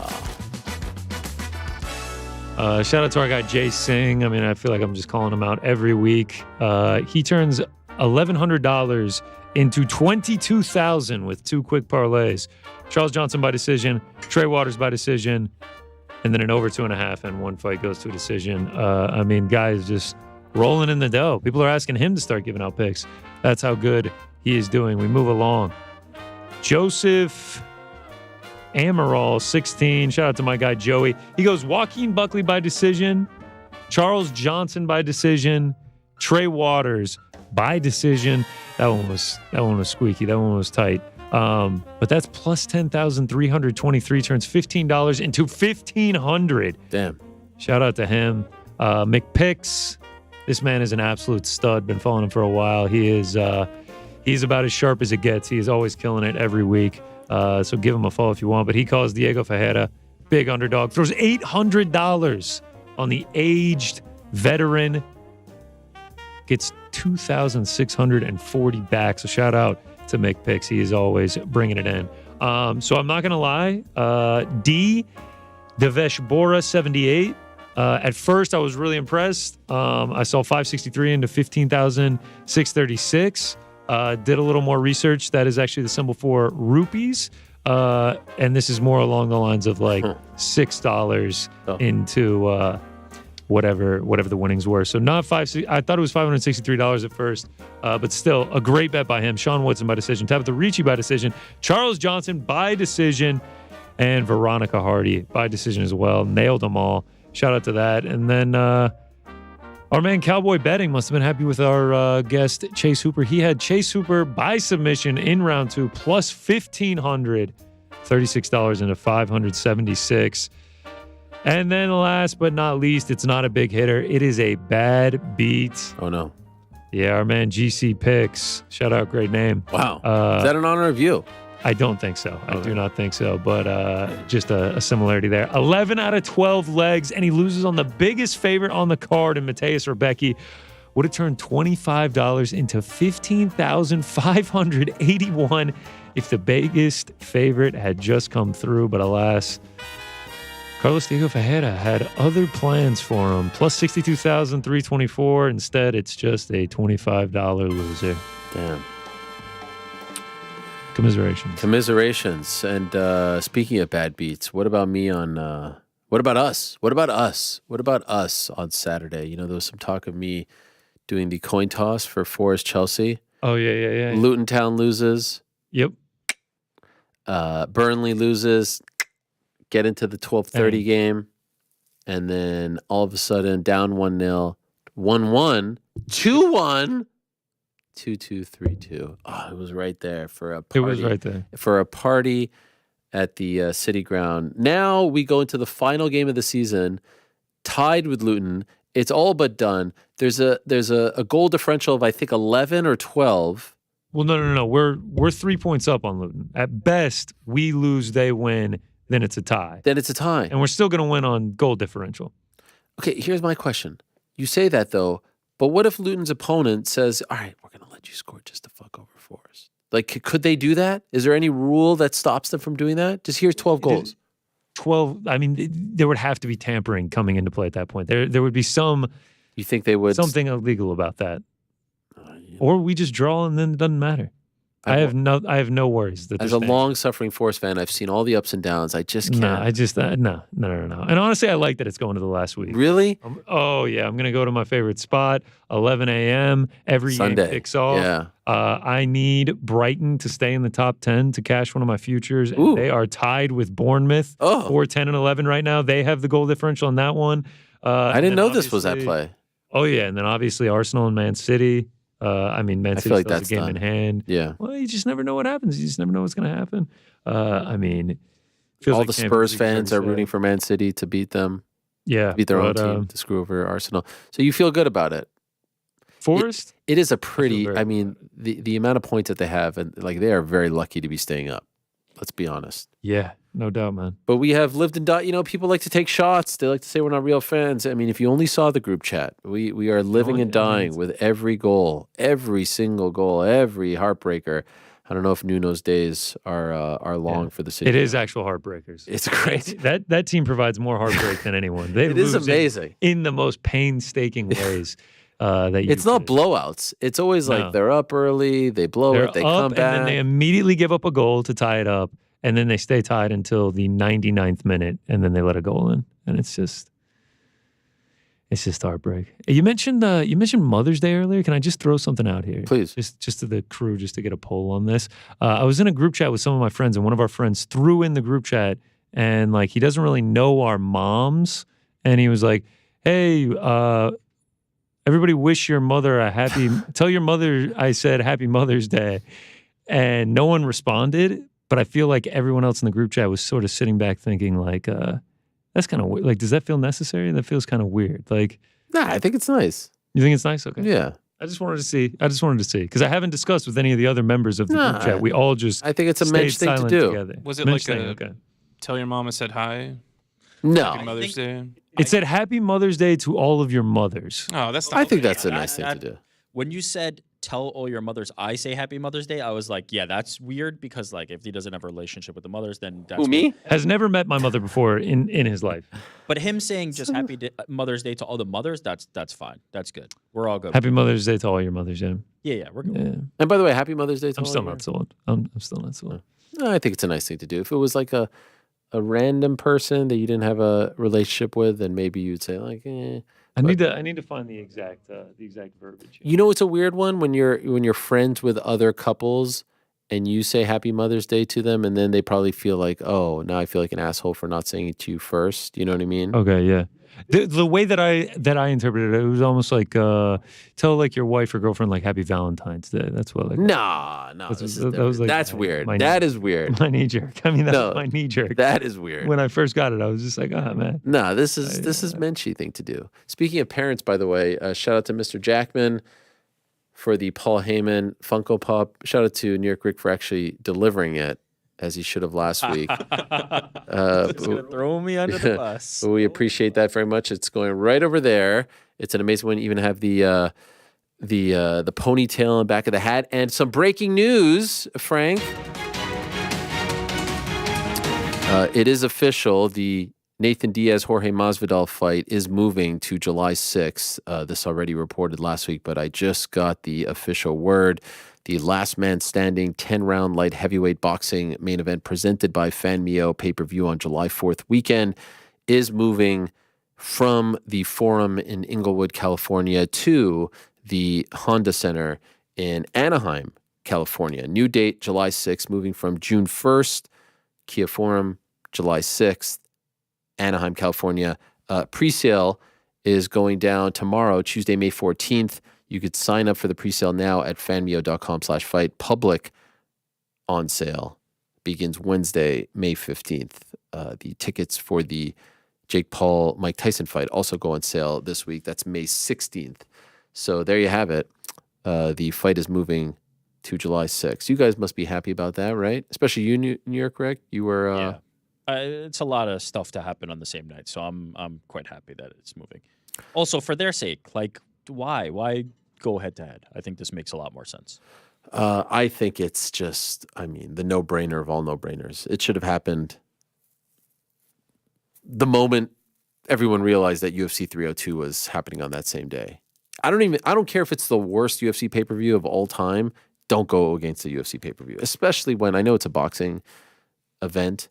But let's be honest, it is. I'm happy to report that the FanMio website is updated with the new date. For whatever reason, that just excites Frank's me. been tracking this. You've been hardcore on making You've been all over this. Because the game bread is not. But they're working on it. I could tell they're working on it. This is like how, for some reason, Google, when you typed in Max Holloway for UFC 300, it said Holloway Gaethje was canceled, and I felt like the entire time. Oh my God! Everyone was like, "What does it say on Google that the fight is canceled?" I got that one. Frank is I got that question on social media, like up until they were in the cage. Yeah, the amount of times that I got that one, and every time and you know who actually asked me that one 5 times leading up to the fight in 5 different ways was chill. That tracks. Gaethje Holloway canceled, and like I'll be like, what? And then he shows The only me the way that screen we grab. know is by Googling it and seeing that little widget that said it's canceled. I got that a good 10 to 15 times myself, and I just told them, one, never trust Google. Like, go look up the hours for your local pizzeria. I guarantee they've got it wrong. Like, it's just That's true. Good. But I can only imagine how many you got wondering about that. So there you have it. There's the breaking news. And some other big news. It's the fact that we've been doing this show in one way, shape, or form, since 2009. And I do believe, unless I'm missing an appearance, I do believe in a matter of seconds, we're going to be joined by Jose Aldo for the very first time on this show, which blows my mind. And so when you have an opportunity to talk to a legend, especially coming off of such an amazing win, and you need an interpreter to help you out with the answers and to make it the best interview possible, you have to ask the GOAT right now, the man when it comes to all things MMA translations. And so our good friend Fabiano is back to help us out. Hopefully this time we don't have to kill 35 to 40 minutes of time, because we got his whole life story last time while we were searching for Charles Oliveira. But Fabiano is here to help us out once again. Is that true? There he is. Hello, sir. Here I am. Thank you. Very kind for your words. Yes. On a Monday. Happy Monday to all. Yes, this is a big deal for us, Fabiano. We have never had Jose on the program before, a living legend, the King of Rio. And, I felt like it was my duty to assign you this assignment and not our friend Luciana, who, for one time was on the pound for pound list as far as interpreters go, but she has been pushed down a couple pegs due to your incredible time-killing performance last time. It's because you were not in Rio for UFC 301, and I thought that was a travesty, and so I wanted to give you this opportunity to do the translations for the great Jose Aldo. What do you think of that? I do appreciate it. It is a pleasure and a privilege. And I was not in Rio because the OG, Derek Chronically, he lives there. He works in Fight Pass Brazil as well. So he's a local in Rio. I mean, the man is there, right? He's been doing this for quite some time. And that's why I do most of the other shows. Okay. So that's why Derek. Yes. Fair enough. And we love Derek around these parts. No beef with him whatsoever, but you were obviously missed. And so without further ado, let us say bom dia to the legend, the former UFC featherweight champion, the one and only Jose Aldo. It is such an honor to have you on the show, Jose. Let me just clap for you here. Hello, my friend. Obrigado. I don't know if you know this, Jose, but I've been doing this show for 15 years, and I think this is the first time that you have ever appeared on the show, and so thank you so much for the time. Bom dia, José, tudo bem? Cara, olha, foi mencionado aqui algumas vezes. Faz 15 anos que de uma maneira ou outra o Ariel está fazendo esse show. E você nunca esteve nele. Então, a gente está muito feliz que você está comparecendo. Bom dia.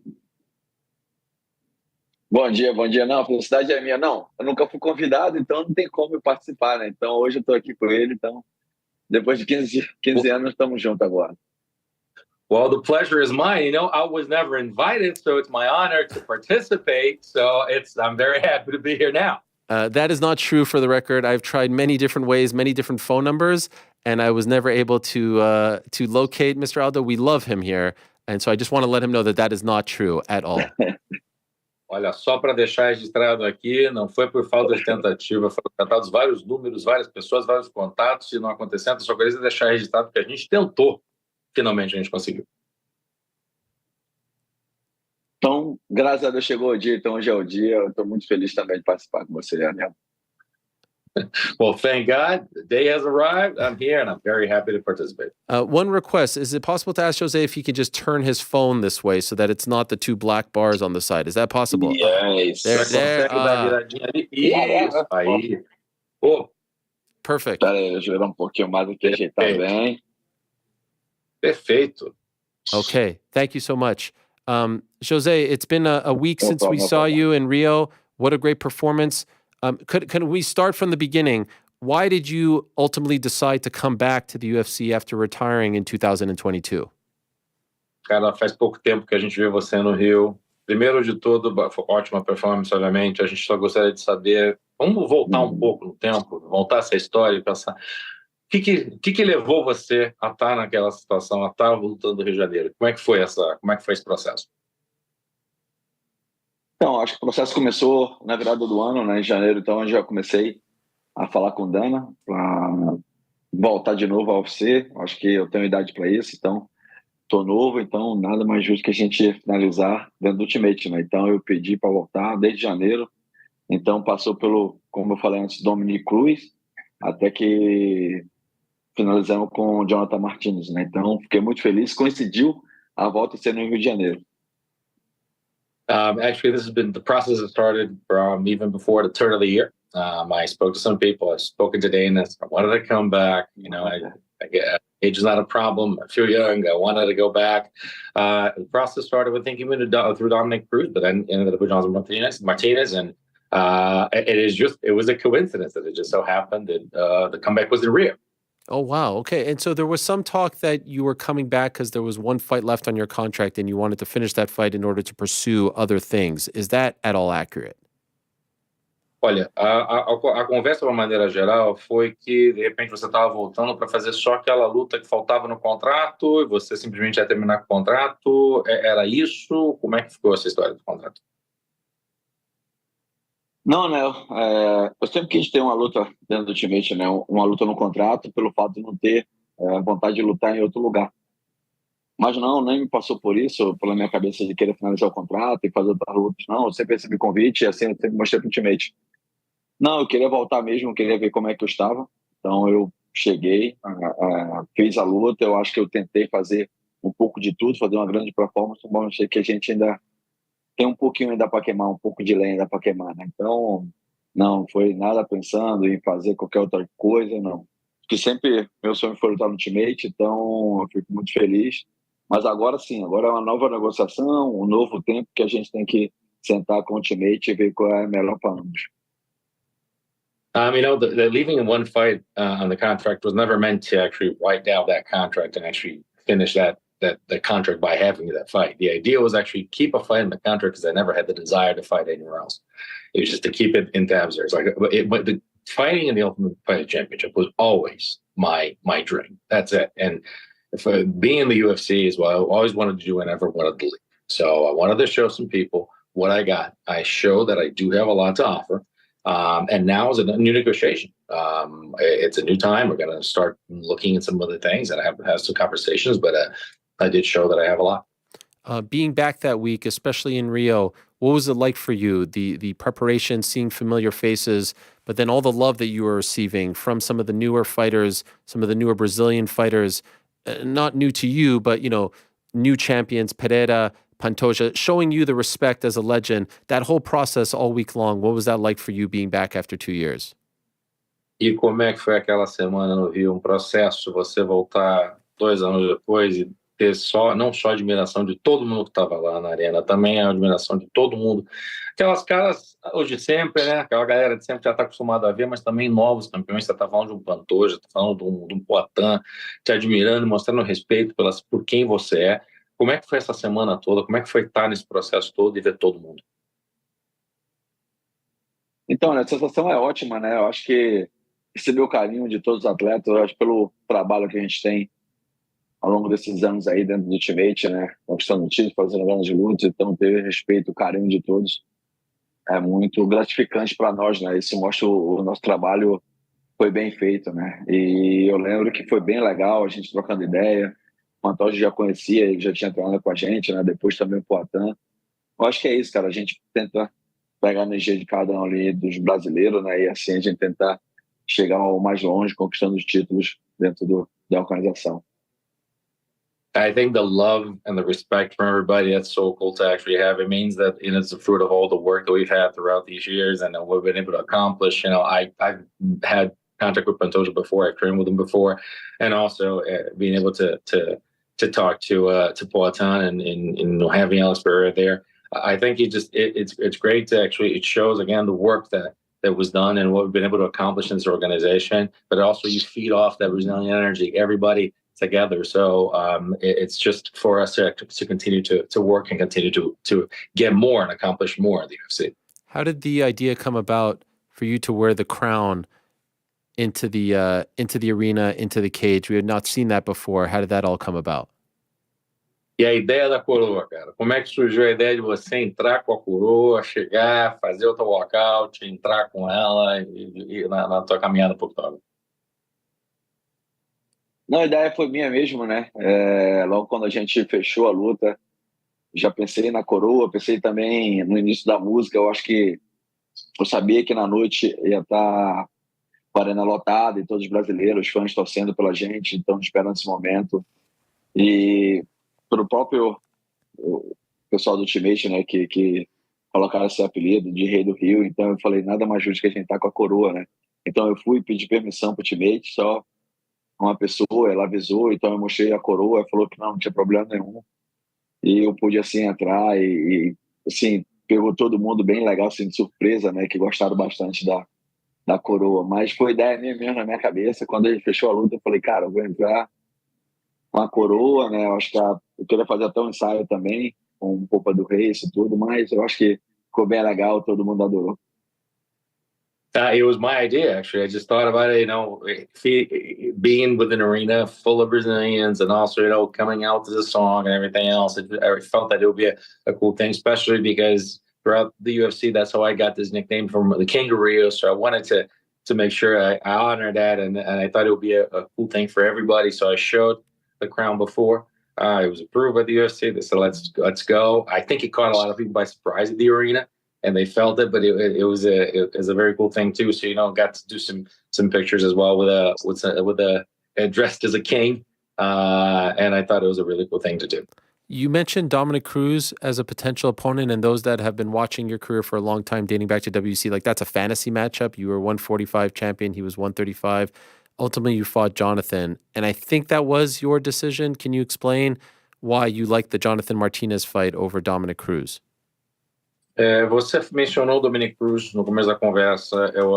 Por toda a tua carreira, por toda a tua trajetória no WC, também você campeão 145, ele 135, teria, talvez era aquela casada dos sonhos, uma luta legal para ter vocês, mas você acabou aceitando essa luta contra o Jonathan Martins e uma coisa que você aceitou mesmo, foi algo que você queria. Por que o Jonathan e não o Dominic nesse momento? Então, o Dominic foi o primeiro nome, né, que tinha fechado, mas acho que o Dominic, ele fez alguma coisa, não sei se ele trocou de treinador, brigou com alguma coisa, então não pôde ser com ele, né, mas a princípio seria com o Dominic Cruz. Eu já tinha aceitado. Geralmente eu pedi, o Ariel, um cara bem mais ranqueado, né, eu pedi um top 5 ali. Então, acho que foi esse momento quando eu parei de lutar, eu estava ranqueado ali embaixo, então era isso que eu queria. E até quando ele me ofereceram o Jonathan Martins, para mim não havia problema nenhum, eu queria até mostrar de novo, queria mostrar o que eu tenho ainda para fazer. Então, independente se fosse o Dominic Cruz ou o Jonathan, para mim não importava, eu queria lutar, não importa se fosse no Rio ou em qualquer outro lugar, mas eu queria mostrar tudo isso que eu venho treinando desde daquela minha parada da minha última luta contra o Merab. E eu também falei com o Cerrudo, né, com o Henry. Então, o Henry falou que ia passar por uma cirurgia, então não pode ser ele também. Até que o Jonathan, então, fiquei muito feliz de lutar com um cara que vem uma sequência boa de vitórias. E também agradecer a ele por ter vindo aqui no Rio de Janeiro lutar comigo. The original talk was with Dominic, and I think Dominic was going through some changes. Maybe had some beef out there with some coach. I'm not sure exactly what was going on. So he wasn't available, and I figured, Jonathan would be a good matchup for me. What I asked people in Ariel, I really wanted to fight up in the ranking. So I wanted to be up where I was. I was ranked when I had my last fight 2 years before. So I wanted to make sure that I was in the same position out there. When they got me Jonathan, I thought, great opponent, somebody that came on off of a good stretch of wins. And also I did thank him for actually coming down to Rio and getting that matchup done. I also spoke to Henry Cejudo, but he was going through surgery as well. So that was the process of going through those three, and it was a good fight, and I think I was able to show people what I still got to continue to fight in the rankings. Considering the layoff and considering being back home, I'm just wondering, how you felt on fight night. Did you feel more you've done it all, you've climbed all the mountains, there's nothing left for you to prove, but I'm just wondering if you felt a little bit more nervous because you had not fought in MMA for 2 years. Considerando o hiato, esse período aí de 2 anos sem estar lá, considerando estar em casa de novo, né, uma surpresa, como você falou, tá no Rio de Janeiro, como é que foi para você? Você tá voltando, você tá lá, foi diferente para você? O que você sentiu depois desse tempo sem ter lutado e estar no Rio de Janeiro? É um desafio como esse? Acho que a diferença é pouca, né? Eu acho que teve mais uma sensação de alegria de novo, aquele entusiasmo, né, de sentir de novo a emoção de entrar, caminhar, ouvir minha música e fazer aquilo que eu gosto de fazer também. Eu acho que isso para mim foi mais sensação agradável, vamos falar assim, né? Acho que os fãs já sabiam que ele tá junto comigo. Eu acho que onde que eu passo aqui no Rio, então eu sei desse carinho, converso com todo mundo, eu sabia que ia estar todo mundo na mesma energia. Mas eu acho que de sentir a música de novo, caminhar de novo até o octógono ali, assim, eu acho que isso que me deixa um pouco assim ansioso, um pouco nervoso, né? Mas aí depois, quando eu entrei no cage, eu estava muito tranquilo. Eu acho que esses 2 anos eu vim treinando muito boxe, né? Então eu estava muito, muito bem preparado. Assim, é difícil falar agora, Léo, pelo fato que ninguém viu, né? Ninguém teve comigo. Mas quando eu voltei a lutar, a treinar o MMA, então todo mundo falou, cara, que eu estava melhor do que quando eu saí, né? Então era fato que, não, dependendo do adversário que estava naquela noite, a gente ia chegar lá dentro e ia vencer. I know it was the joy and the excitement of fighting in front of a crowd and actually being in Rio again. So that was a cool thing, and you feed off the energy and having everybody there. I knew that when the song came out and I was going to go through that walkout, I knew I was going to feel it. And there was some anxiousness, and you feel a little bit nervous of actually doing it again. But it was quite amazing, and Ari, it was very hard for people to know this because they weren't there with me. But training boxing all along, nonstop. A lot of people said that when I started training MMA again, they said you came back better than you are when you actually left. So I knew whoever the opponent was that I was going to be prepared, ready to go, and I was going to come out. So it's been 9 days since the fight. Are there any updates on your future? Do you have a new offer from the UFC? Do you have offers from other people? What could you tell us about your future now? São 9 dias desde a luta. Algum update, alguma notícia que você tem em relação ao teu futuro na organização? Já se falou alguma coisa? Como é que estão as negociações? Como é que é tudo? Então, olha, agora a gente está negociando, a Dedé está falando diretamente com o Sean.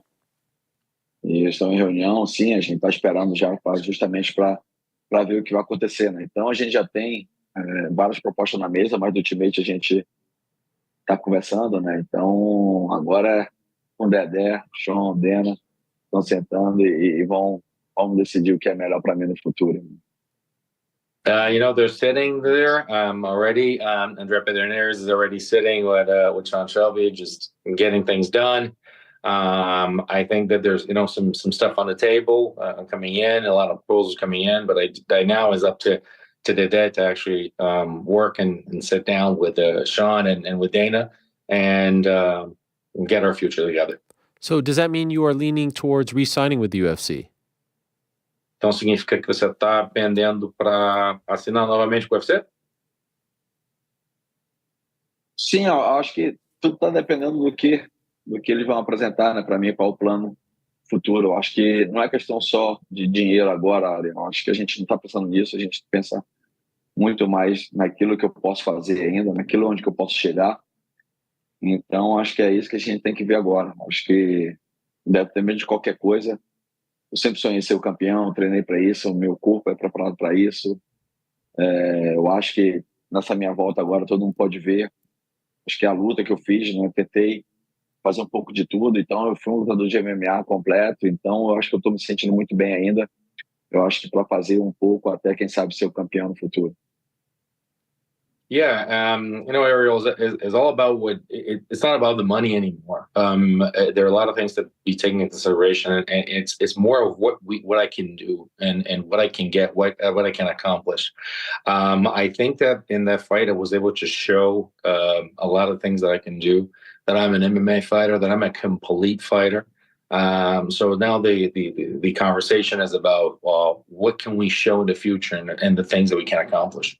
I was asked a lot over the past week what I think you will do, and my guess, without talking to you, was you seem to really enjoy boxing, that you would now try to go down this boxing path because you've accomplished everything in the UFC. But now listening to you, Jose, I'm starting to rethink that stance. It sounds to me like your heart is still in the UFC and MMA. Is that an accurate assessment of where you're at? Or would you rather continue down the MMA path as opposed to going down the boxing path? E ao longo dessa semana, muito foi perguntado para mim sobre o que eu achava que ia ser feito. Qual vai ser o próximo caminho dele? E eu pensava, poxa, a impressão que passa é que realmente o caminho do boxe parece ser aquele que ele mais está confortável, dá a impressão que é nesse caminho que ele vai seguir. Mas conversando com você agora, eu estou sentindo um certo nível de conforto. Parece que a tua história do UFC segue, parece que está aprendendo para isso. É isso, hoje você está se sentindo mais confortável? Essa ideia de lutar MMA novamente, parece ter mudado um pouco a percepção que as pessoas têm? Então, olha, eu acho que, assim, eu tinha até a luta marcada, né? Eu sabia que a gente encerraria o contrato, tinha uma luta agora no card com o Jake Paul, que ele me convidou, né, para fazer parte desse grande show que vai ter em julho, que ele luta contra o Mike Tyson, Netflix. Já tinha adversário, então já vinha treinando para isso já. Mas eu não sei ainda, cara. Eu acho que eu tô esperando primeiro, Ariel, ver a proposta do Ultimate. Eu acho que isso, sim, para mim, que é mais importante agora. Querendo ou não, o respeito, o carinho que eu tenho pela organização, pelo Dana, por Sean, por todos, que sempre me trataram muito bem, né? Então, agora eu tô só esperando isso. Primeiro eu tenho que sentar com eles, eu tenho que ver. E aí sim eu vou analisar, sentar junto com a família, com a Dedé, para ver o que é melhor para mim. Acho que dentro do boxe eu me sinto, sim, muito confiável. Acho que eu tenho uma habilidade, eu acho que eu tenho coisas para fazer, né? Mas, cara, pode ter certeza. Primeiro, eu tenho que dar prioridade àquilo que foi minha vida inteira, né? Graças a Deus, se eu sou o Aldo, se eu tô fazendo o que eu for, sempre foi graças ao Ultimate. Então, assim mesmo como ele tem um carinho por mim, eu tenho por eles. E primeiro eu quero sentar com o Ultimate, cara. Sim, quem sabe, sim, dentro do MMA, eu acho que a luta eu me senti muito bem. O treino também, eu acho que, como eu falei, desculpa me alongar rapidinho, irmão.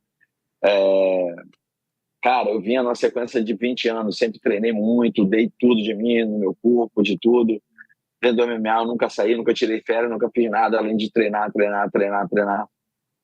Então, esse tempo que eu parei, esse tempo que eu tive fora, foi bom para minha cabeça, pro meu corpo. Então, eu pude recuperar. Hoje, sim, eu me considero de novo um grande lutador de MMA. Se eu tiver a oportunidade, pode ter certeza que meu sonho sempre foi ser campeão do Ultimate.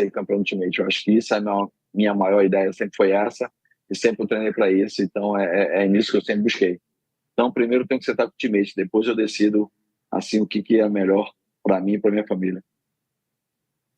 So, as far as boxing is concerned, I actually had a fight scheduled coming up in the Jake Paul card. He had invited me to be part of a great show, the spectacle it's going to be, him fighting Mike Tyson on Netflix. But I'm going to have to sit down and wait for what the UFC offers me. I still need to, because of the love and the respect that I have for the organization, I want to listen to them.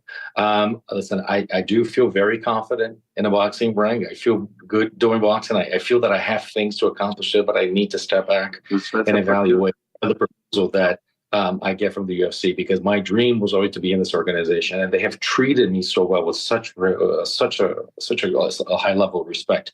So I want to see what they can offer me. It's interesting because, and I'm sorry for the long-winded answer, but ever since I started on this, I mean, we're talking about 20 years of my life that have been dedicated to this sport. I am Aldo because of what MMA and what the UFC have given me. If I am Aldo, the person that you know, it's because I'm here because of them. So I have never taken a vacation, man. I've never stopped training, never let down. And in these few times that I've been able to step away from the game, it kind of helped me out, and I just came back, I think, better than ever. So I really want to sit down, to listen to their proposals, see what they can do. I do, again, have love and respect for the UFC, and I really want to listen to what they have to say. Could I ask, this offer to fight on the Jake Paul Mike Tyson card, who was the opponent that was being offered? Posso perguntar, com essa oferta que foi recebida, você falou pelo Jake Paul e pela organização para lutar nesse card do Jake Paul contra o Mike Tyson na Netflix, contra quem que era o oponente que estava marcado? Então, o nome dele agora eu não me lembro, mas é um indiano, eu acho que ele até desafiou já o Jake Paul também. Ia ser no 66 quilos, eu acho, mais ou menos. Então, o nome dele me foge, mas era um indiano, lutador de boxe. Um boxeador mesmo. The name, it's kind of out of my head right now. I can't remember it, but it's an Indian fighter that had challenged Jake Paul before. Cannot remember his name, but the Indian fighter, it would be actually at 145. But it's someone that's an Indian fighter that has challenged Jake Paul before in boxing. I believe his name is Niraj Goyat. Niraj Goyat, right? Niraj Goyat? Acho que maybe, yeah. Okay. Is it possible that could still happen, or is that off the table now? É possível que essa luta aconteça ainda, ou isso já saiu essa cartada já saiu da mesa? Não, já saiu da mesa. Não tem como lutar mais. Got a question for now. Okay. One thing that I said about you, Jose, last week was that you have many great accomplishments.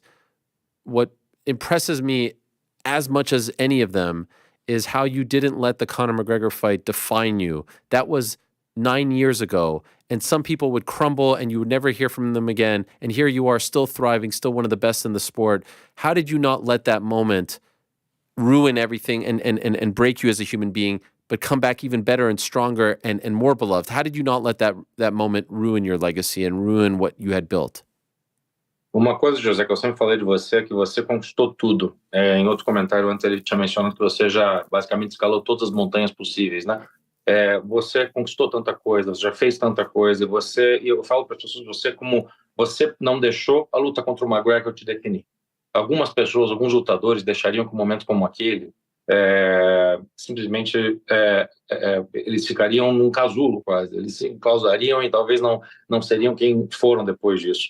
Como é que foi para você isso? Como é que foi para você superar uma coisa como essa? Como é que é para você, acontece uma coisa como essa e você vai lá e volta, é melhor não deixar isso de te definir?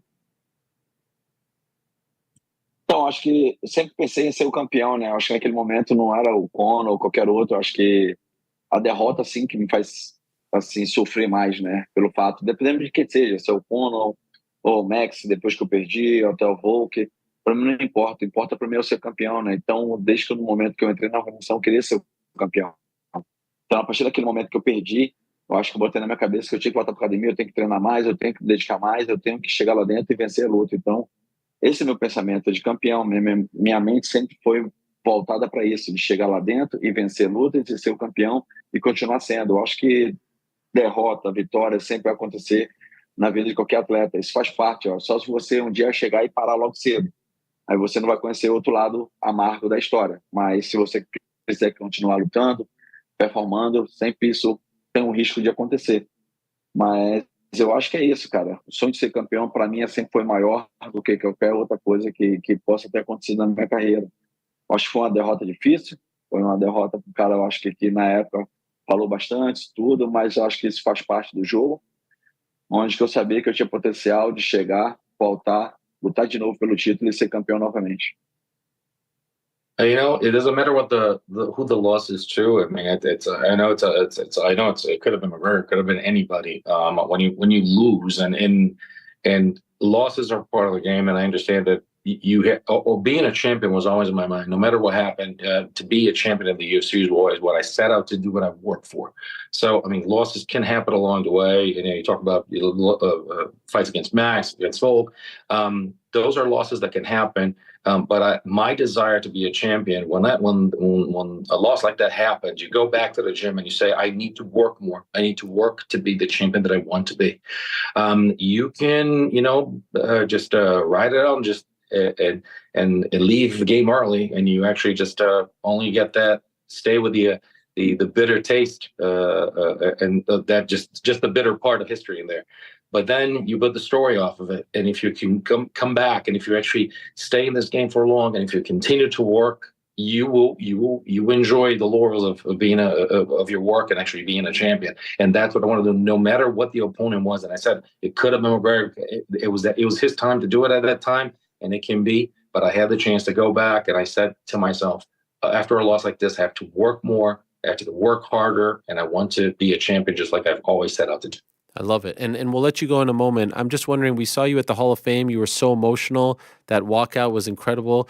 And I'm wondering if you could just tell us what you were thinking in that moment that made you so emotional. We've seen many people make that walk now, but no one who showed the emotion that you showed. What prompted you to feel that way in that moment?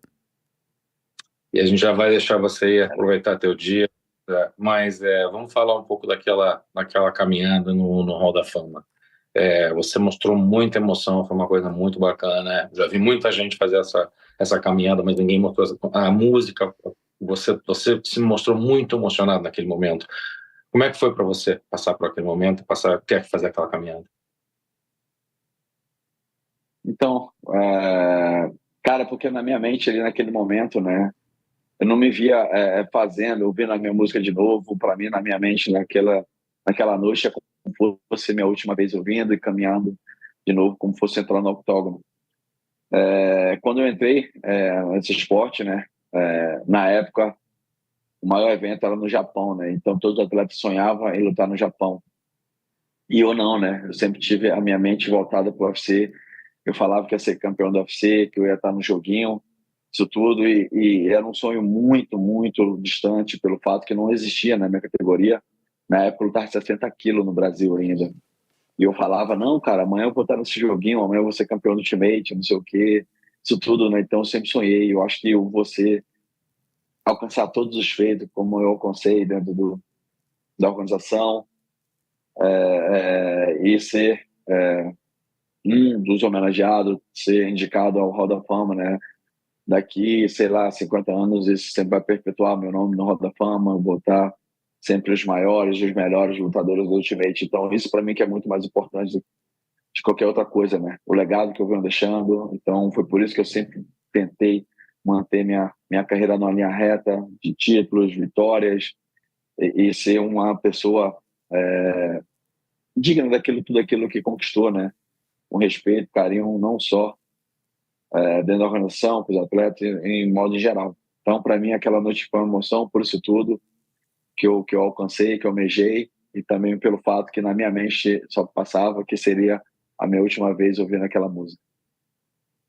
That moment was, to me, I mean, listening to that song, doing that walkout, to me at that point, it was the last time I was going through the walkout, listening to that song. And a lot of athletes back, especially, growing up in Brazil and actually going through a fighting career, at that point, people had their mindset in their eyes to Japan, because that's where, the promotions were. And to me, no, never. It was to be in the UFC. And I remember what I wanted to do is that people say I didn't even have, I fought at 135. There was I didn't have a division to fight. And I said, I'm going to fight in the UFC. I'm going to be a champion. I'm going to be in the game. I'm going to be in the game. You're going to be able to blame me as a character in the game. And you go through the Hall of Fame experience, walkout, and you think of all the people that you're part of. What's all the fighters that have come with you, all the people, and all the admiration that people show, all the respect that people show. And I thought of all my entire career. That's why I've always focused so much. Every respect for those who came before me. Have respect for everybody that works there. Everybody, respect for all the other fighters. I've always kept my mindset, I walk the line. throughout my career, and it was a culmination of everything. You walk, it all comes back to your mind of everything you've done, and I figured there was all those accomplishments come at once into one place. And again, lastly, I once again, I thought that was the last time in my mind that I was going to be doing that walk. Amazing. Last quick question, very quickly. One of my favorite videos of all time is 2010. You're about to be given the belt. You know what I'm talking about? In Auburn Hills, you're about to be given the belt, and you go and buy a suit, and you say, "Wee!" and you're in the shop, and you're laughing your first suit. Do you still have this suit? Do you still have it in your possession? I love this video. Bem, uma das coisas, a última pergunta, um dos meus vídeos mais favoritos é você o Cinturão tá vindo e você vai comprar um terno. E você, pô, parece uma criança, experimentando o terno, pegando o terno. A pergunta é, você tá lembrando desse vídeo pelo jeito. Você ainda tem aquele terno, cara? Tem um terno. Assim, a história desse... A gente foi eleito o melhor lutador do ano, né? Então, foi receber o prêmio. Então, eu sempre usei bermuda e chinelo, né, cara? Fui um cara sempre muito simples. E quando nós fomos ao shopping comprar, né, o terno, cara, eu me via no espelho, eu me achava a coisa mais engraçada. E o Derek, na época, colocou um chapéuzinho na minha cabeça. E eu com aquele terno, cara, eu me sentia muito engraçado, eu não parava de rir. E assim, depois quando eu vesti também para ir na noite receber o prêmio, cara, eu ria demais. Ria muito. Até hoje, quando eu vejo esse vídeo, é muito engraçado, assim, me vejo de terno, né? Mas hoje em dia já é comum, né? Imagina, um cara de origem humilde, nunca sonhou chegar num lugar tão alto e do nada eu tô colocando um terno onde que praticamente só via aquilo pela televisão, não sabia nem como é que era vestir um terno, qualquer coisa do tipo. Então, sim, para mim foi muito engraçado. E eu tenho um terno até hoje, cara. Tenho, olha, tá guardado. Assim, de vez em quando eu sempre coloco ele, porque ele ficou menor, né? Vem um pouco mais de massa. Mas de vez em quando eu estou magrinho, eu coloco o terno. E assim, é bem legal. Yes, I still have it. And, you know, that moment to me, I was about to receive the award of Fight of the Year, and we went to buy suits, and I just can't. I cracked up, and because I kept looking in the mirror, and I'm a guy that always just flip-flops and shorts all the time.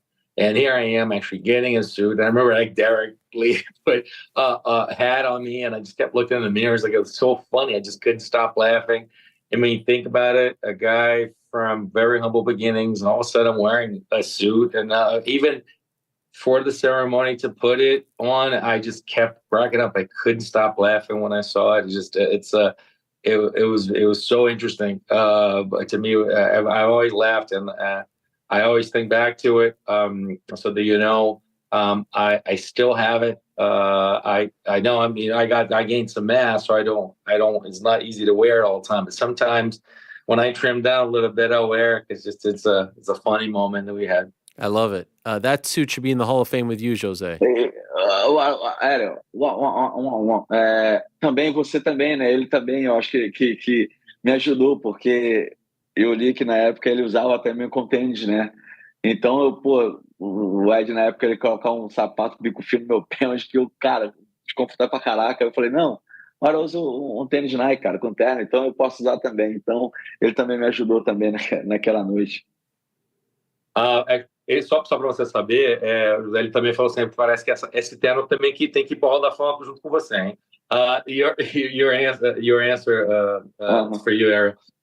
You helped me a lot, because, you know, I remember when I was saying, when people said they wanted to give me like one of those shoes that's really tight with, like, you know, with a very, very a tight tip there, and they said, like, no, I look at him like he wears a suit with some Nike shoes, and I said, listen, if he can do it, look at it, like I can do it too. I can wear a suit with shoes, and that's a cool look. So thank you. Wow, what an honor! Thank you. I can't believe that you actually even said that. That's amazing. Thank you. I have so much love and admiration for you, so much respect for you, Jose. It was so great to see you back, and so great to finally have you on the show. I'm sorry it took so long, but a real honor for me. So obrigado, muito obrigado. Thank you so much. Parabéns on the win, and I hope that we get to see you for many more years to come. Cara, foi Thank you so obrigado much, por ter Ariel. lembrado de ter feito essa, de ter lembrado que ele te ajudou com o look dele para você usar tênis. Muito obrigado novamente, o respeito e a admiração que eu tenho por você depois de tanto tempo. Obrigado por você estar aqui. Depois de 15 anos, a gente finalmente teve você aqui. Obrigado novamente e melhor de tudo daqui para frente. Eu que agradeço por todo o carinho que sempre teve comigo, Ariel. Muito obrigado, muito obrigado. E agora sim, agora qualquer coisinha que precisar de mim, é só me chamar que eu estarei à sua disposição. Muito obrigado pelo carinho, irmão. I'm the one to thank for all the love you've given me. Thank you so much, Ariel. Now, lines are open. So if you ever need me, just give me a call. Thank you so much for the love, brother. Thank you, guys. There they are. Thank you, Fabiano, again. You're the best. Thank you so much, guys. Jose Aldo, Fabiano, tremendous stuff. I really appreciate it. Beautiful stuff, if I'm being honest. And what an absolute honor. That was amazing. And I can't believe it was. I do have the receipts of me trying to get him on the program in the past, but those guys, man, I tell you, those guys, 2009, 2008, 2010, 2011. They will always hold a very special place in my heart. And I remember him buying the suit. I remember the win over Mike Brown. I remember Uriah Faber, Sacramento, the WEC days, and then the move over to the UFC. Incredible. Just incredible stuff. Now, I went a little bit long there, and Darren Till appeared, didn't appear, came back, left, came back, but he is going to be joining us in a matter of moments. Darren Till going to be joining us, I think, from Liverpool, and then Cherneka Johnson, a.k.a. Sugar Neeks, who had that controversial, if you will, or viral moment on Saturday at the event in Perth, the Lomachenko Kambosos event. How good is Fabiano? Golly, the guy, he's doing an entire answer there. It's like 2 minutes long, and Fabiano's not writing a single thing down. He's just flowing out there. He's unbelievable.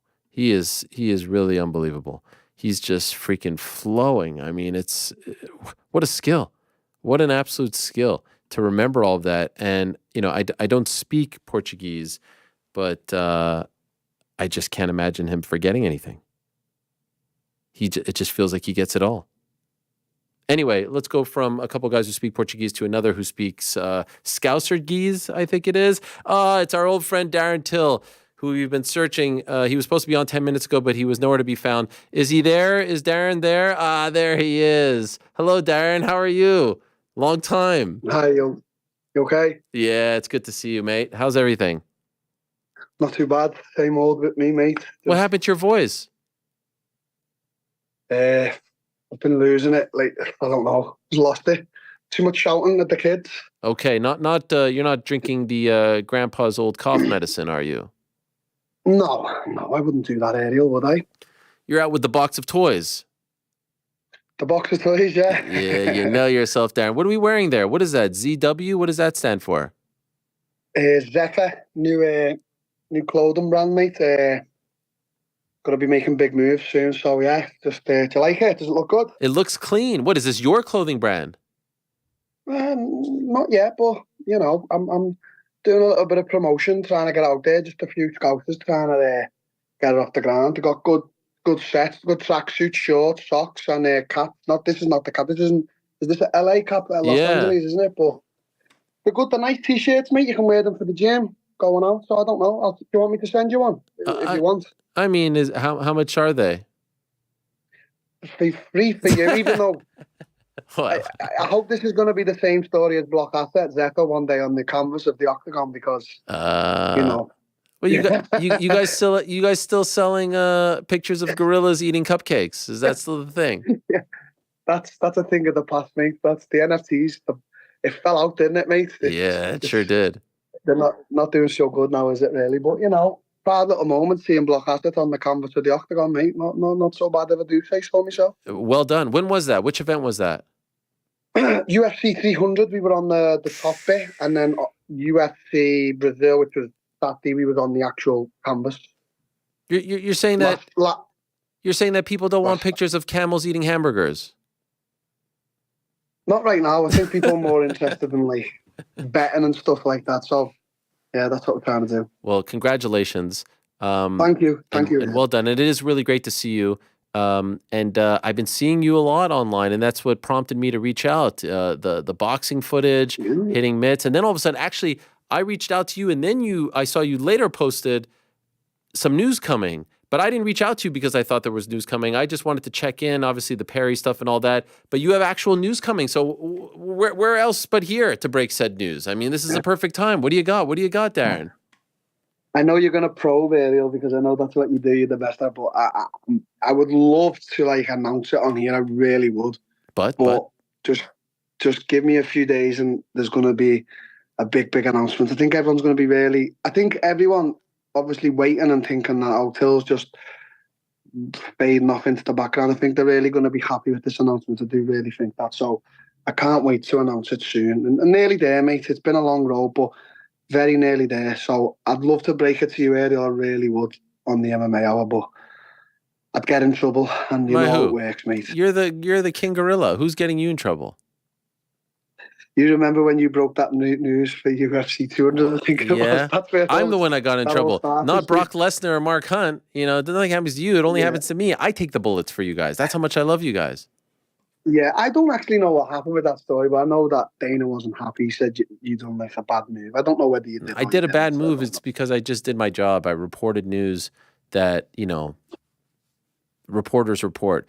What he tried to spin was that I got this news secretly from the UFC. Unethically. Yes, which is 1,000,000,000% not true. And in fact, I've never actually told this, Darren, but this keeps coming up when people keep talking about it. When he kicked me out of the building, which, by the way, the ban only lasted 2 days. I was back for the next event, but that has been forgotten as well. He actually tried to guess who told me the news. And he guessed someone that wasn't in the UFC. He guessed someone that was friends with Brock. So this has just been a story that has been spun. But, people don't like when you break things, and I get it. I understand. But that's the job, right? So I'm not trying to get you in trouble. I just think a lot of people are very excited to see you back. You still there? Yeah, there you are. A lot of people are excited to see you back. And can I ask what sport it will be in? Will it be in boxing? Will it be in MMA? Will it be in bare-knuckle? Boxing. Okay, so this is it. Boxing. It's happening. Yeah, I think... do you know what, mate? I think you would agree as well. For a guy that's been out of the fighting game for 15 months, people still talk about me a lot, don't they, Ariel? My name still gets brought up quite a lot. Perry, he went crazy the other day, calling me every name under the sun. So, that fight's just got to happen, hasn't it, Ariel? Really? Yes. I don't know what you think. Everyone would. That to me is my number one fight for you. But it sounds, based on what you're saying, that this isn't that fight. This announcement isn't that fight. No. I would love to fight Perry. I don't really want to fight him in bare knuckle because I feel like bare knuckle's the type of organisation you go to when, I don't want to disrespect anything, but when you come into the end sort of, it's you don't care about your face getting busted up and shit like that. I feel still young and fresh, so, I want to, save the bare knuckle. It's not I just tell the truth. I'm a truth teller. I'm not going to stand here and say I'm scared to fight bare knuckle against Perry, because I'm definitely not. It's just I don't think bare knuckle's the right move for me right now. So I think boxing and then hopefully back to the UFC at some point is the right moves for me. By the way, he's not at the end of his career, and he's doing great in it. I'm not saying he is. I'm just saying he's a big Dumbo, isn't he? He's built for stuff like that. He's just a big Dumbo, but he's I don't know who's he been fighting. Eddie Alvarez, Thiago Alves. They've got the brain capacity of a loaf of bread. He hasn't been fighting anyone. MVP Luke Rockhold, not bad. I'll give MVP Perry's due. Perry MVP is a brilliant fighter. Luke, is he? I don't know what he is, a model or a fighter at this point. He looks good, but he doesn't really fight good anymore. I'm not impressed. That's what I'm going to say. That's fair. Anyone can say what they're saying. But I know what I'm capable of. I know fast and ferocious I am. I'm too big and strong and clever for Perry. He's just a big Dumbo who walk forward and just piece that fool up. He's just a fool. Is it true they offered you $2 million? No, 2 million. You think I'd turn down 2 million? That's what they offered me. They offered me they offered me good money. But as I say, I got many offers. I got offers to fight Logan, Dylan. I got good offers, but I wanted to do I wanted to wait it out and get the right deal for myself, and I feel like I have now. So I can't wait to announce this. I wish I could just blurt it out. Just blurt it. We did a whole show with you on the toilet for 2 freaking hours one time. You remember that? Do you miss them times? Those were good times. I wanted to ask you a question. You know the way we squared our beef up? I know it wasn't like the Dana thing. Do you think you and Dana would ever be friends, or is it just past that? Friends, I think, is a tough one. I don't even consider you a friend for what you did to me, for stabbing me in the back. But here, you see, haven't I proven by this that I'm in all seriousness, it's a shitty thing what has happened, but I believe we only get one life. Like, I could get hit by a car in 10 minutes walking out of here. And so I don't want to have grudges in my heart. I don't want to be friends with people who don't want to be friends with me. I don't want an interview from anyone. But if he called me right now and said, let's bury it privately, I would be happy to do so. And I would do it with anyone else that has had an issue with me, Ali, Patty, people like that. I would talk to them today. And with you, like when I saw you, what happened between us was pretty shitty, but I prefer this. I prefer to have a relationship, even if it's private, even if it doesn't lead to any interview, because I think life is too short to have grudges.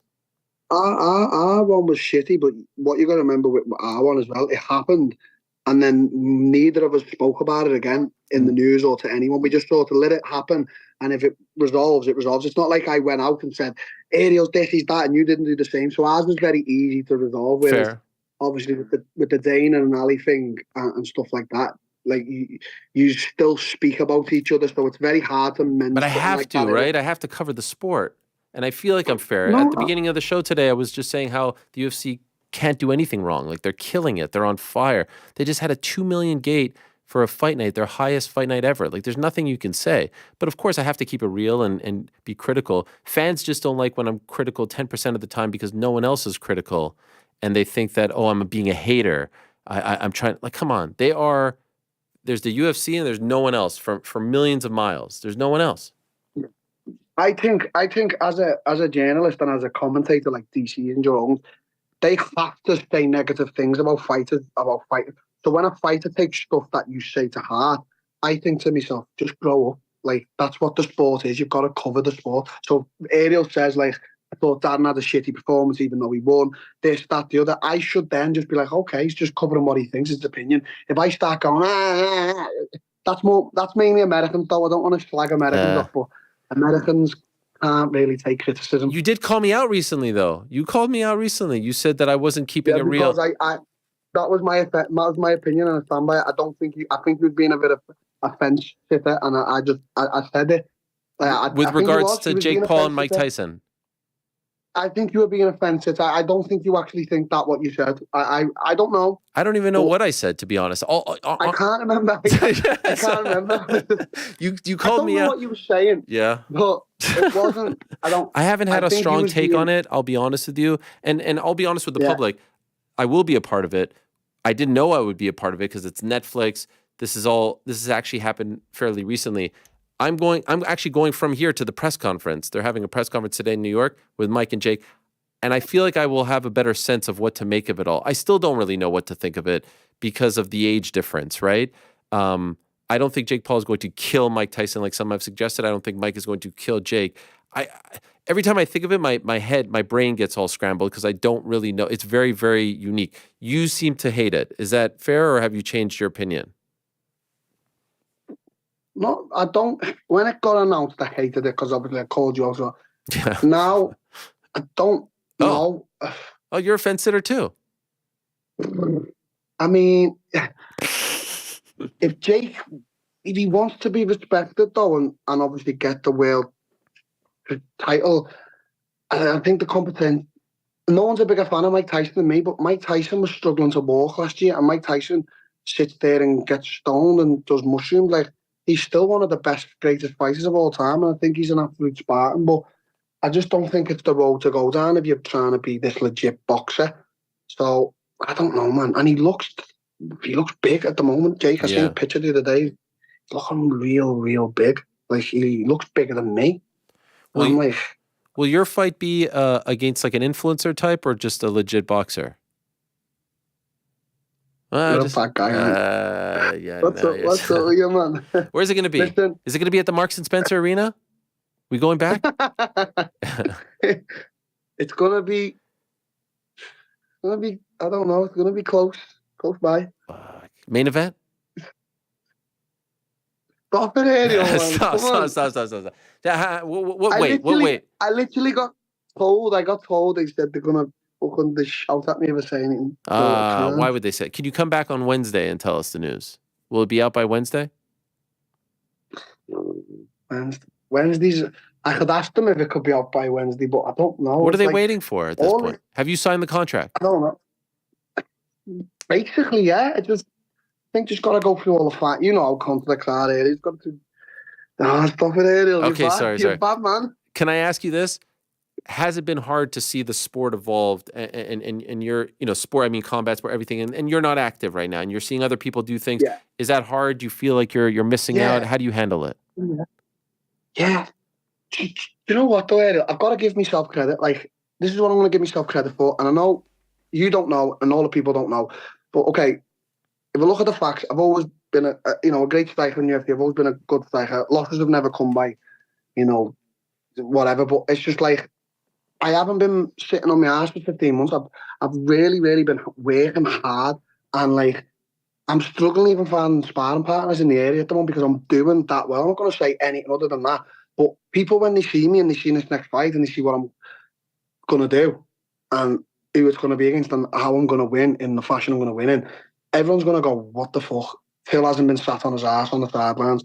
The only thing that's been hard is obviously seeing everything evolve, UFC, everyone getting their chance in their shot. But you know what? Sit back and your time will come. So, that's it. And I've got the right people around me. It's not like I've had dopes around me. Everyone who's around me's got my best interest. So I can't wait to announce. I just can't wait to fight at this point. Yeah. And will it be this summer or later than that? It's going to be very soon. Okay. Because I've been staying in the gym, so I'm fighting fit. Just have to cut a few pounds. Obviously, is always the problem with us fighters. But I'm ready. I'm fit. I'm ready.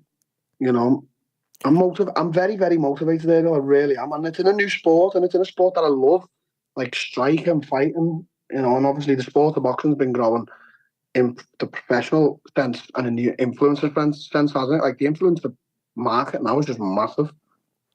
You mentioned at the beginning there, you have the boxing and you want to go back to the UFC, so you're still holding on to that. Yeah, that's not over for me. I'm gonna win a UFC world. I'm going to win a UFC title. I know I am. I speak to the UFC bosses all the time. They just invited me to Manchester. Then they asked me if I was going to Manchester, and I said, yeah, I was going to wait for some tickets to come out and buy some tickets. They were like, don't be silly, Till. Come as our guest. So I appreciate that. I know you don't have the most bestest relationship, but I have to do so. Why do you keep having to bring this up, Darren? Why is this like the third time? I'm come in peace. No, because I spend 12 hours a week talking about the UFC. Like, what are you talking about? Yeah.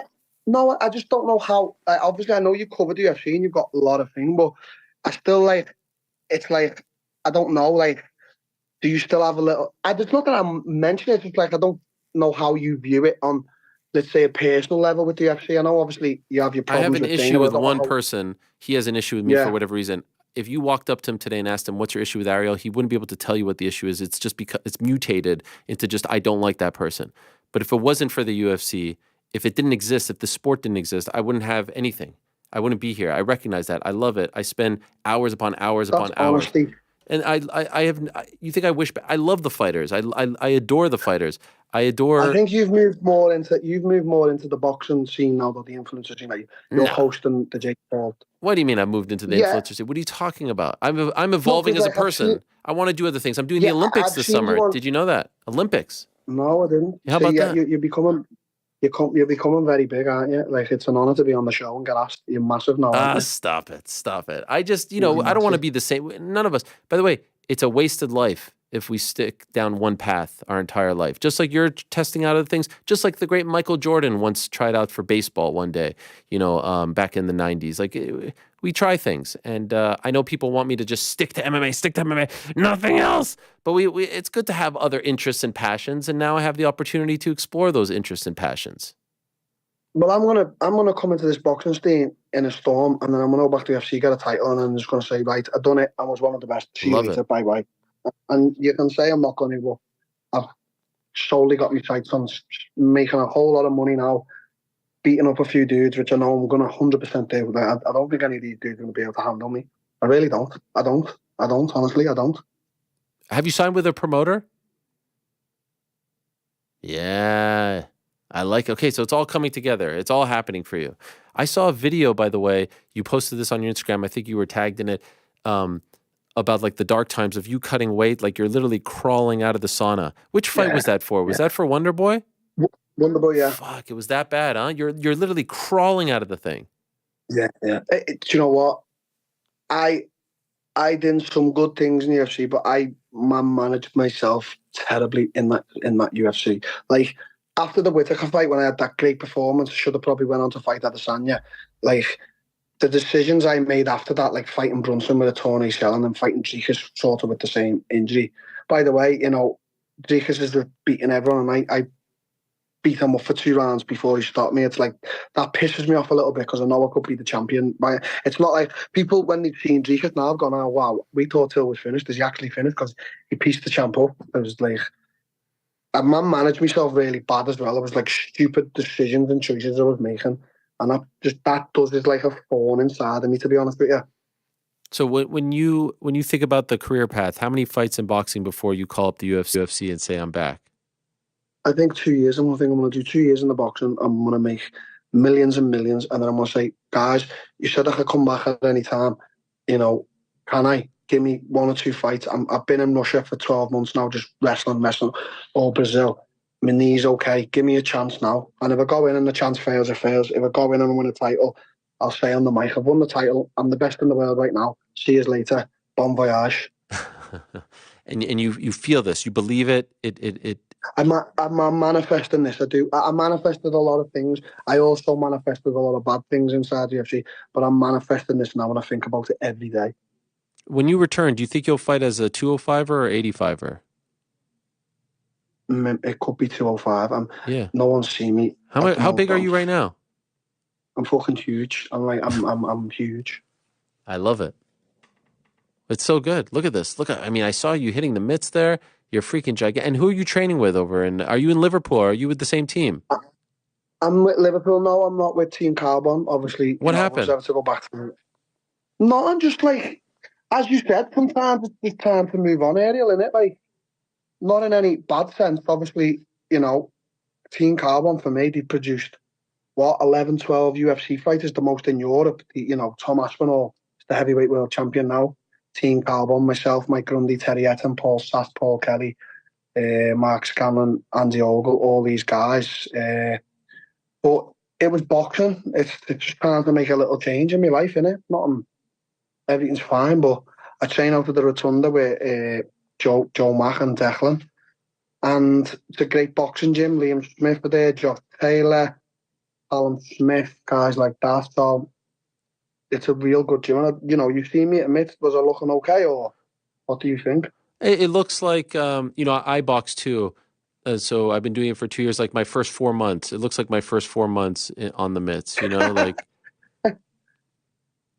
Why'd you make that face why'd you make that face when I said I box? Well, I'm not allowed to box. Ariel, you couldn't fight sleep. Come on, mate. Listen, I'm just trying to hit mitts. I'm not trying to fight anyone. I know my place. Just relax. Like, I know my place with you. You know your. I'm not trying to fight you. Did you see what I said to Bilal Muhammad if he was fighting in my backyard and I closed the curtains?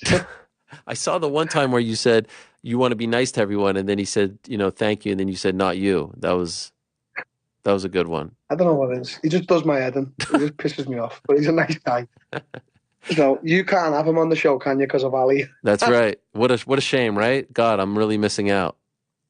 I don't God. know. I'm gonna get like 15 tweets now about that one comment, that one interaction. Now you get me in trouble, Darren. No, you say what you say. Obviously, Ali's got to be in his bonnet for you, and you've got to be in your bonnet for Ali. You do have a lot of beef, Ariel, I have to say. I really don't. This is a misconception. You can name there's 3 beefs right now, maybe 2. Okay, who's the beefs? Well, if you call them beefs, but they're not.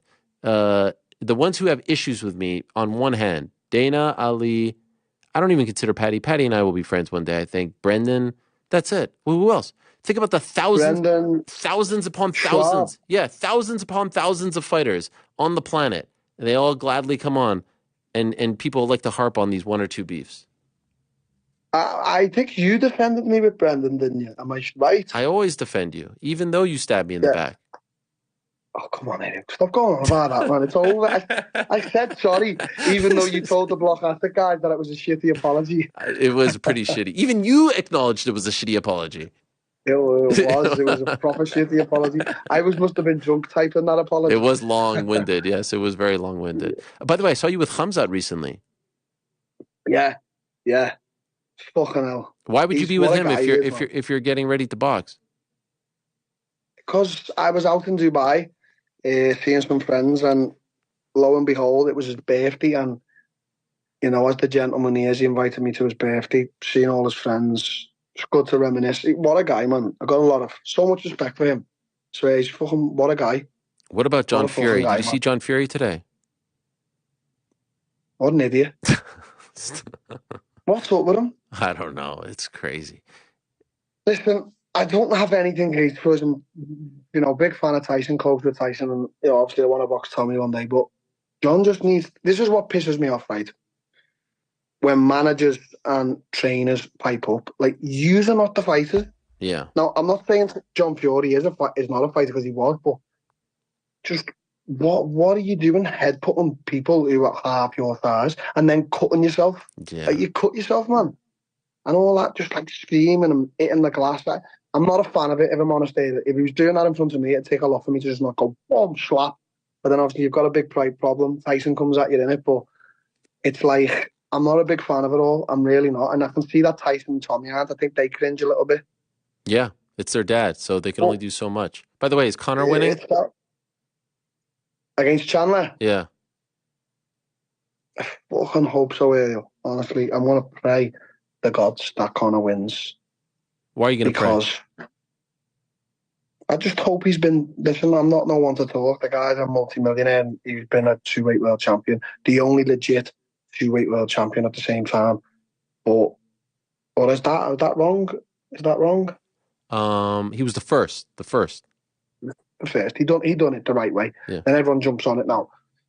I just hope he's been training and dedicating his life to the sport of MMA, and he's going to be... The problem with Conor is I just hope he doesn't gas. He's known for gassing out, and I think Chandler's going to be trained. Chandler already trains really hard. I think Chandler's going to be training harder than ever, and he's going to be coming with the smoke.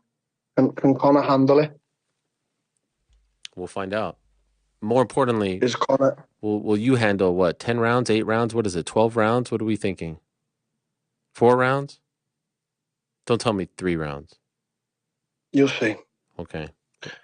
Well, when it gets announced, I hope you're there. Can you come back? I'd like to talk more about this. I'd like to be there. What do I block out on the diary? What date? It'll go away. Just do me a favor. Whenever this fight happens, please don't bottle it like Liverpool did this season, okay? I mean, you were right there and you freaking bottled it, all right? Oh, I know, man. I know. Okay, I heard this a lot. I said before the game we lost, I said, I bet you any money Liverpool bottle it to a shitter team. And we did. Again, and Man City just always hold their own. And now it's just gone to shit as well with Klopp leaving this season. Yeah. It's just fucking shit. It's like... But he's been a great manager, but he's not going to get the credit. I don't think he's going to get the credit he deserves now because obviously he hasn't won a hell of a lot with us. Like, he's won a lot, but he's not going to get like the Pep Guardiola treatment. So I don't know. It's Nunes, innit? Darwin can't fucking finish a goal to save his life. Well, never mind that, Darren. Despite you stabbing me in the back 2 years ago, I still love you. Oh my God! Shut, man. Leave it. I'm very delighted to hear that you have news. I can't wait for the news, and please come back when the news is out, so we don't have to do this dance. And let me ask the guys if I can announce it on your show. Okay, come on, let's go. What's bigger than this? There's nothing. You want to get to the people? You come on here. No, there's not. I have to say, the MMA Hour is my favorite thing to listen to. It is the best. So come on. Love you, Darren. Thank you. Talk to you soon. See you later. Talk to you soon. Thank you. There he is, the great Darren Till. Lovely to catch up with him and hear how he is doing. And I'm curious I really don't really know what he is talking about, but let's see how it all unfolds. All right, one guest left. Very excited to talk to her for the first time. We've never had her on the show. And what a story this was. In case you missed it, Perth, Western Australia, this past Saturday night here in the United States, over in Australia, obviously, it was Sunday morning. Kambosos, Lomachenko. Co-main event, Cherneka Johnson. She's fighting back. She's moving down to 118. She's fighting Nina Hughes. She thinks she won, but this is what happens when they read the scorecards. 5 draw.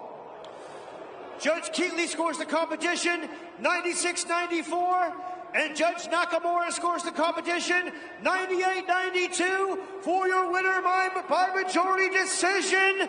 And still, the WBA Women's Bantamweight World Champion, Nina Hughes. A lopsided scorecard of 98-92 favors Nina Hughes and pulls a majority decision to go to 7-0 and retain her world championship on a night where Cherneka Johnson seemed like she was in control down the stretch and had a 167-133 connect advantage. And by the way, Nakamura, who had that 98-92 scorecard, will be the referee for Lomachenko. 95-95. Keatley scores the competition 96-94. Nakamura 98-92 for your winner by majority. Fighting out of the blue corner. Oh my God. This is the best part. Is this guy for real? Golly. I'm dead. Is this guy Lieutenant Dan Hennessy for real? That was for real, and this is for real. Cherneka Johnson, the new WBA bantamweight champion, is joining us at 5:10 a.m. over in Queensland, Australia. Is that accurate? Correct. Good morning. How are you? Good morning. We've had a lot of Australian fighters join us early. I don't know if it ever worked out to where it was 5 in the morning, so I really appreciate it. Thank you so much. How much do you hate us right now? No, you're all good. You're welcome. I'm an early riser, so it's a part of my morning routine. Well, much respect. And I learned this yesterday when we were texting at 4:30 in the morning, and you were on the treadmill the day after the fight. You don't even take a day off after you go 10 rounds? You know what? My mind was just buzzing, and I felt like I need a bit of time to myself just to reflect on everything. So I was like, you know what? Let's just go get some steps in and cruise on the treadmill. What time do you usually wake up? 4:35. Wow. Okay. All right. So this isn't so bad. I was feeling very guilty about this, but now not so much. Please don't feel guilty. Okay. Well, congratulations on the win. This clip is everywhere. It has gone supremely viral. Can I ask, how many times have you just watched that sequence over again? A fair few times over the last, day or two. What are we? Monday. No, Monday Tuesday. morning. Tuesday morning for you. Tuesday. Yes, Tuesday. Sorry. A couple of times. The feeling is just something I've never experienced before. Like, it's pretty crazy. Like, watching it again just then, it was like there was butterflies in my stomach, because it's just how do you go from such a low point to trying to celebrate such a high point, So here you are fighting for the belt. You're in Australia. A great performance. I thought it was elementary. I thought you did more than enough. And as they're reading the scorecards, I think the first one that they read was the draw, and I thought that was interesting. But then the next two, I was like, all right, she's got in the bag. What are you thinking in that moment as you're hearing the initial scorecards being read? What is going through your mind? When I heard a draw, I was like, oh man, come on. Like, I was confident that I had done enough, so I was hoping the last two went my way. And 98, 92, I would have thought maybe 97, 93, if anything. But yeah, and then I was like, okay, yep, we've got this. We got that in the bag. And then I felt the referee actually grab my hand, so I was sort of half ready to put my hand up too. And then it went to and still, and I was just, my heart sort of sank, and I was like, oh wow, but me being me, I was like, okay, humble in defeat. You just take it on the chin. This is boxing. I wasn't prepared on TV to kick up a stink about it. And yeah, it was like, oh, it really was just a big low, a big low. And so then there's a little bit of commotion, and then the ring announcer starts reading the scorecards again, and the look on your face suggests you seem kind of annoyed. Are you thinking that there's a potential mistake, or are you thinking you have to go through this all over again? What's going through your mind as he starts to read them all over again? Well, I was actually thinking, maybe they might have got the scores wrong, and then to be like, okay, and then my hands are raised. It was just like, what's happened here? What the actual has happened here? Like, how does this happen? Yes, a total mess of a situation. And then you seem like emotional, obviously emotional because you just, won the belt, but like, was it just the roller coaster of emotions? It seemed like that had become overwhelming as well. It was very overwhelming. Like, I did a lot of work mentally and lead up to that fight, and I had like seen myself winning the fight. I had seen how the end played out. And it was just a roller coaster of emotions because it was like, I thought this was my moment to shine, and to really embrace this feeling of being the champ again. Unfortunately, here in America on the Top Rank broadcast, we didn't get to hear the post-fight interview. They cut to the back for a pre-tape, I think it was with Maloney. Did you get a chance to address the crowd, to speak in the ring? And if so, what was that environment like? Were the people behind you or were they against you? I did get a chance to speak, and the people were definitely behind me. Like when my hand was raised, everyone was cheering, everyone was clapping, and it was the right decision. But it was so hard in that moment to be like, wow, this is my moment. Like, it was unreal, the feeling. But everyone was supportive, and I think the real boxing fans know that I had won the fight. Like, this is pro boxing, and like punches landing on guard, and that they don't win fights, and jabs do win fights. Did you ever get an explanation as to what happened? Was this just a case of him misreading the scorecard, or was there some other issue at play?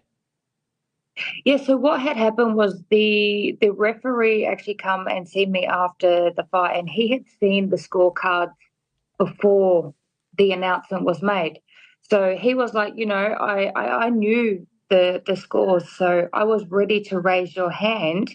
And then when it went to Nina, I was like a bit shocked, and I was trying to hold Nina's hands down, but she put her hand up herself. Golly. And then, I didn't really get an explanation. It was just like, come back to the center of the ring and then start announcing the scores again. I saw on Facebook, I think it was, the ring announcer apologized, and it does seem like he is gutted, and I can't imagine the stuff that he has received, and social media could be a pretty crappy place when something like this happens on such a big stage. And I think you saw his apology as well, because I saw that you responded to it on your Instagram. So I'm just curious if you feel like it is sincere, and if you're willing to just move on from the moment and accept the apology. Like I try not to hold on to grudges or anything like that. Like, that was a huge moment that was sort of like taken away from me. But I understand people make mistakes, and he owned up to it. He said his apologies, and like you said, social media can be a really cruel place at the best of times. So he would be really feeling it right now. So he doesn't really need me to carry on and be like, oh, you did this, you did that. I accept the apology. Is this particular ring announcer a mainstay on the Australian boxing scene? Yes, he is. Yep. Okay, so you know him. I do know him, and he does know me. But yeah, what I was originally like, this. I was in the moment. I was like, this announcer needs to get sacked. This is just crap, and I was losing it for a little bit. But things happen. Move on. Forget about it. Does he always? I saw him like throw his papers up in the air and do all kinds of stuff. Does he always do those types of theatrics? Yes, yeah. He is. He's always a little bit, extra. Okay, fair. It's a very nice way of putting it. Now, I saw Nina's post-fight press conference, and her trainer was quite vocal about being unhappy, more so than her. Have you seen their words after the fact? I've seen brief parts of it. Like, I try not to look into things too much. I was confident that I had won the fight. I've got the decision. I am the champ at the moment. Obviously, if I was to look into on their side, it would be quite frustrating also. Well, they seem, or he seems to suggest that there was something, something sketchy at play here, that they reversed the decision, that he thinks that this is, boxing at its worst. What is your response to that? I just think, it was a mistake from the announcer. He announced the wrong name. The scores were right, and the announcer just made a mistake. Like, who's going to go changing the scorecards live on TV and be like, that's just unheard of before. How can you call a winner and then go change the scorecards and then announce the other person the winner? They were also pushing for a rematch, thinking that there needs to be a rematch. Now, the weird thing about this is, I know she was the champion going into it, but I felt like it was fairly one-sided where, a rematch wouldn't be warranted. But now because of this error, I feel like you can now make the case for it. Are you open to a rematch? Whatever my team wants to do, we haven't really discussed that as of yet. But yeah, I definitely felt like it was one-sided. And to be honest, it probably wasn't my best performance at this new style we sort of have. So, the next, if it was to happen again, like it's not going the distance. Also in that press conference, he talked about the lack of drug testing and not liking the judges. Like, he went on and on about a whole bunch of issues. Did you hear these comments? And if so, what did you make of them? I did hear these comments, and, it was just like excuse after excuse. I was in the drug testing room before they were. They were waiting for me to pee. So I felt like, I felt pretty offended by that comment. I'm fortunate enough to be able to train full-time. This is my full-time job. I live and breathe, and I put 110% into my training. So, I don't know if that was a stab at me or not, but if it was, I'm pretty offended because, I'm 29. I'm in my best physical condition that I could be in because I put the work in. Like, I don't have kids. I don't have a full-time job. Boxing is my job, day in, day out. I'm up in the gym 4:30 in the morning. I'm in, and it shows in fight week on my physical condition that I put the work in. Mm-hmm. And did you know that they were complaining about this, or is this all only coming out after the fact? This is all only coming out after the fight, like I said, and like Lou said, I was in the drug testing room before them, and then they've gone on stage and said that. By the way, this was your first fight at 118, right? You went down to bantamweight. Why did you make that move? I felt like I was going to be the stronger down at 118, and that definitely was the case. In the fight with Ali Scottney, I felt like I was a little bit smaller in there. And I fought at 118 once before, a few years back, against Shannon O'Connell. And now that I've got, my weight control, weight cut down pack, I think I'm going to do really good down at this division. You have had memorable moments in your fight career so far. This one is just another to add to the list. I think you came on a lot of people's radar in your fight against Susie Ramadan when you had that insane gash that you had to overcome. Do you feel like that was a turning point in your career, that because that picture and those scenes and just like your face afterwards and just how deep it was, and then the aftermath, it went viral? A lot of people got to know you for the first time and really upped your profile. 100%. I felt like from then, that's when a lot of the boxing fans started tuning in and seeing that, I have heart. I am a fighter. And another one like this one has just gone viral. So I think, more people are going to see Cherneka's. Do you feel like prior to that, people weren't taking you seriously as a fighter, didn't think that you had that grit and that heart and determination? Yeah, I definitely think that. And, it only takes one opportunity or one moment to shine for people to really see the potential you have. And I'm glad that people can see that, I've got that potential. By the way, which side was that on? Like, I don't see any scar. Oh, there. Can you see it? Very tiny. Yeah. Wow. It really healed nicely. It did. I did I did a good job on maintaining the scar tissue, and my cut man, he was good that night. How many stitches? 12. 12. And how long before you were able to get punched in the head again? I think it took me a good 10 weeks before I did any sort of contact. Yeah, it was a long recovery, that one. Okay. By the way, I think you just recently celebrated your birthday, right? A couple months ago? 3rd of the 3rd, yes. 3rd of the 3rd. And can you explain something to us? We were trying to figure this out. Did you get some sort of like balloon certification? Balloonia? What is that you received? I went hot air ballooning. Okay.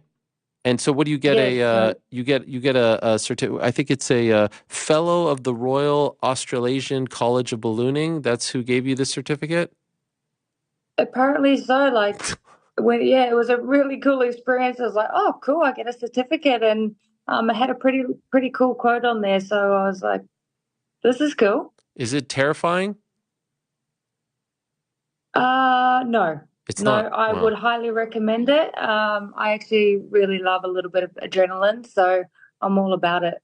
Yes, I when I said that, when the words came out of my mouth, asking a boxer who's had a gigantic gash on their head if hot air balloon was terrifying, it did sound stupid. So I apologize for that. We actually have someone in the back over there who's a gigantic fan of the television show The Challenge, and I think you were on the Australian version of The Challenge, Yes. right? I was, yes. Yeah, that was an experience. Wow. Is there any chance that you will transition to the American version? He only really watches the I guess the mainstay one, the staple one. There's the offshoots. Is there any chance you get to the big one, or is it more regional? If they offer me opportunity, they're probably going to see the show and they'll be like, oh, we might get her on there. So if they offer me the opportunity and it doesn't collide with any of our camps or future fights, I would love to. Okay. And how did you do on the show? I did myself. I did surprisingly well. First time being on what are we called, reality TV, and it was sort of like a group thing. So my partner at the time, if you don't make good connections in the house, and your partner at the time is not up with your level, then you're not going anywhere. Okay. I was good with everyone in the house. I didn't get the win, but it was very competitive. Okay. I don't need to tell you this, but you obviously don't mind, leaning into your femininity, to put it mildly. You get what I'm saying? And it's part of, your marketing and who you are. And I think that's great. No issues there. I'm just wondering if you feel like some people give you unfair criticism or don't try to take you seriously as a boxer or try to knock you down a few pegs because you are maybe unconventional in that regard. Definitely. There's always going to be haters. Like, you got to do what you got to do to market yourself, and you got to use what you have. I'm strong. I have a fit body. I work for my body. And if you can use that a little bit to your advantage, then why not? And do you feel like it does more, like it probably gets you more attention than not? So, who cares about the vocal minority, right? Like if you just type in your name on YouTube, some of your videos have insane views. So who cares about that minority that might be criticizing you? That's right. Like, the more people that are talking about you, the more your name gets out. Like, I'm always one to be like, do what you want to do. Do what makes you happy. Like, I'm not doing this to intentionally upset anyone else. It's just them personally taking things personally to them. But that being said, you are a pro boxer. You're a champion. You were a champion prior to this fight. But there's also the influencer scene that makes a lot of noise. Do you ever get people that say that you should be there and not in the traditional boxing path? And does that annoy you? Do you know what? I've actually never had that comment or seen that comment to myself directly. I think, I would probably be pretty offended if someone was to be like, look, you should be in that influencer scene, because that's definitely not where I belong. I've been in the boxing game for the last 13 years. I started in 2011 with the Australian amateur boxing team. So I've lived and breathed like boxing for the last however long it's been that I started.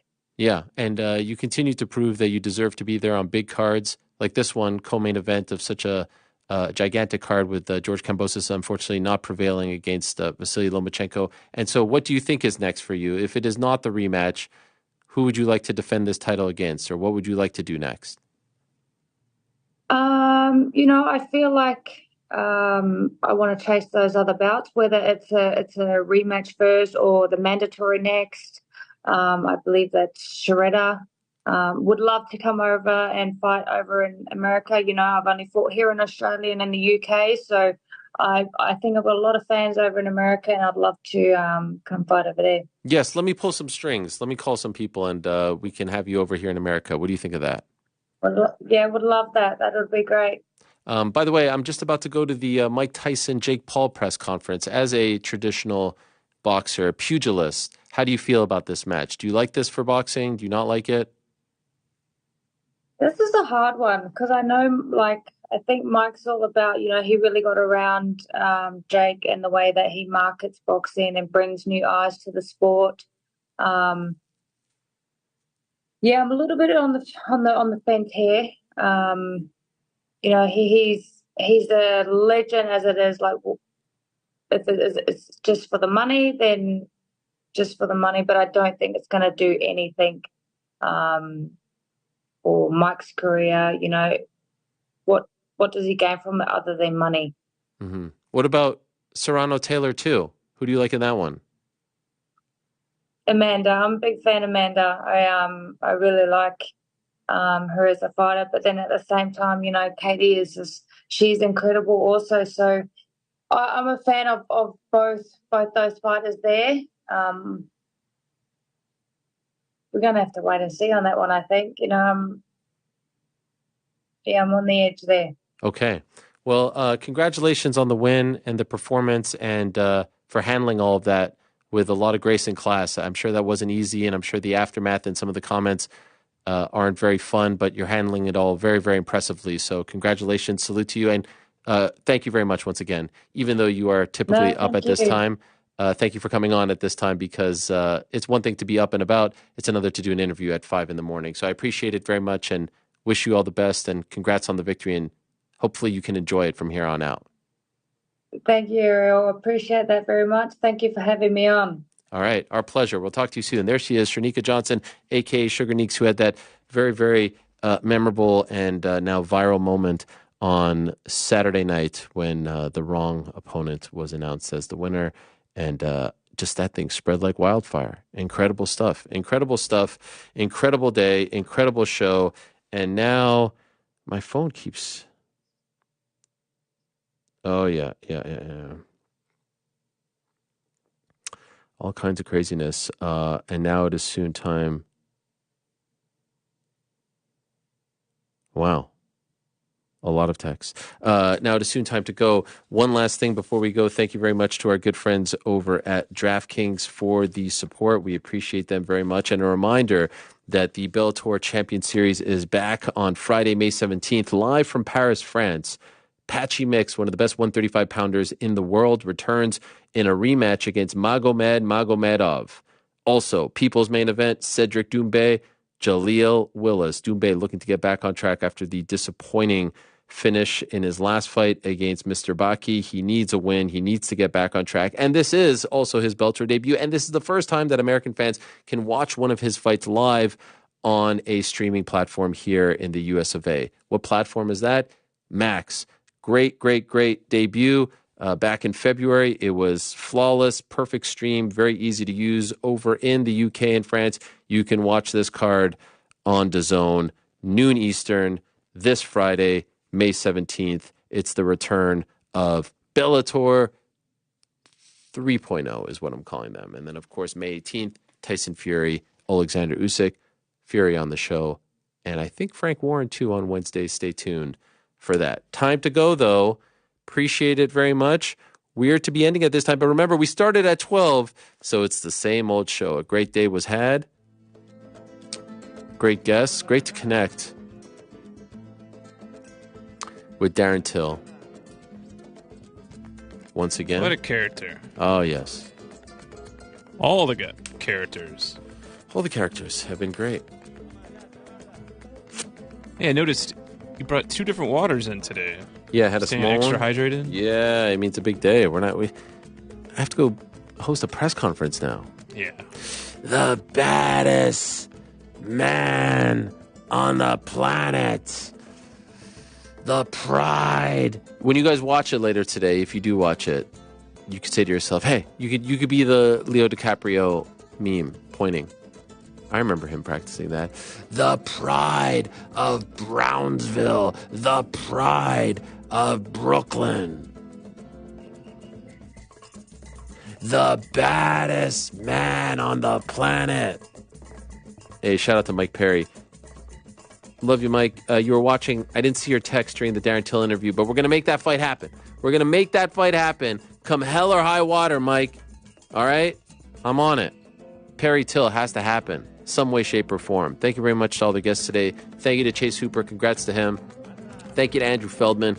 Congrats to him on all the success as of late. What about Jose freaking Aldo? The king of Rio. Fabiano was great too. Thank you very much to him.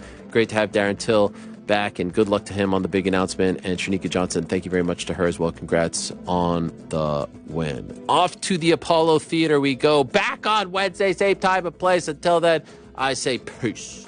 I'm out of here.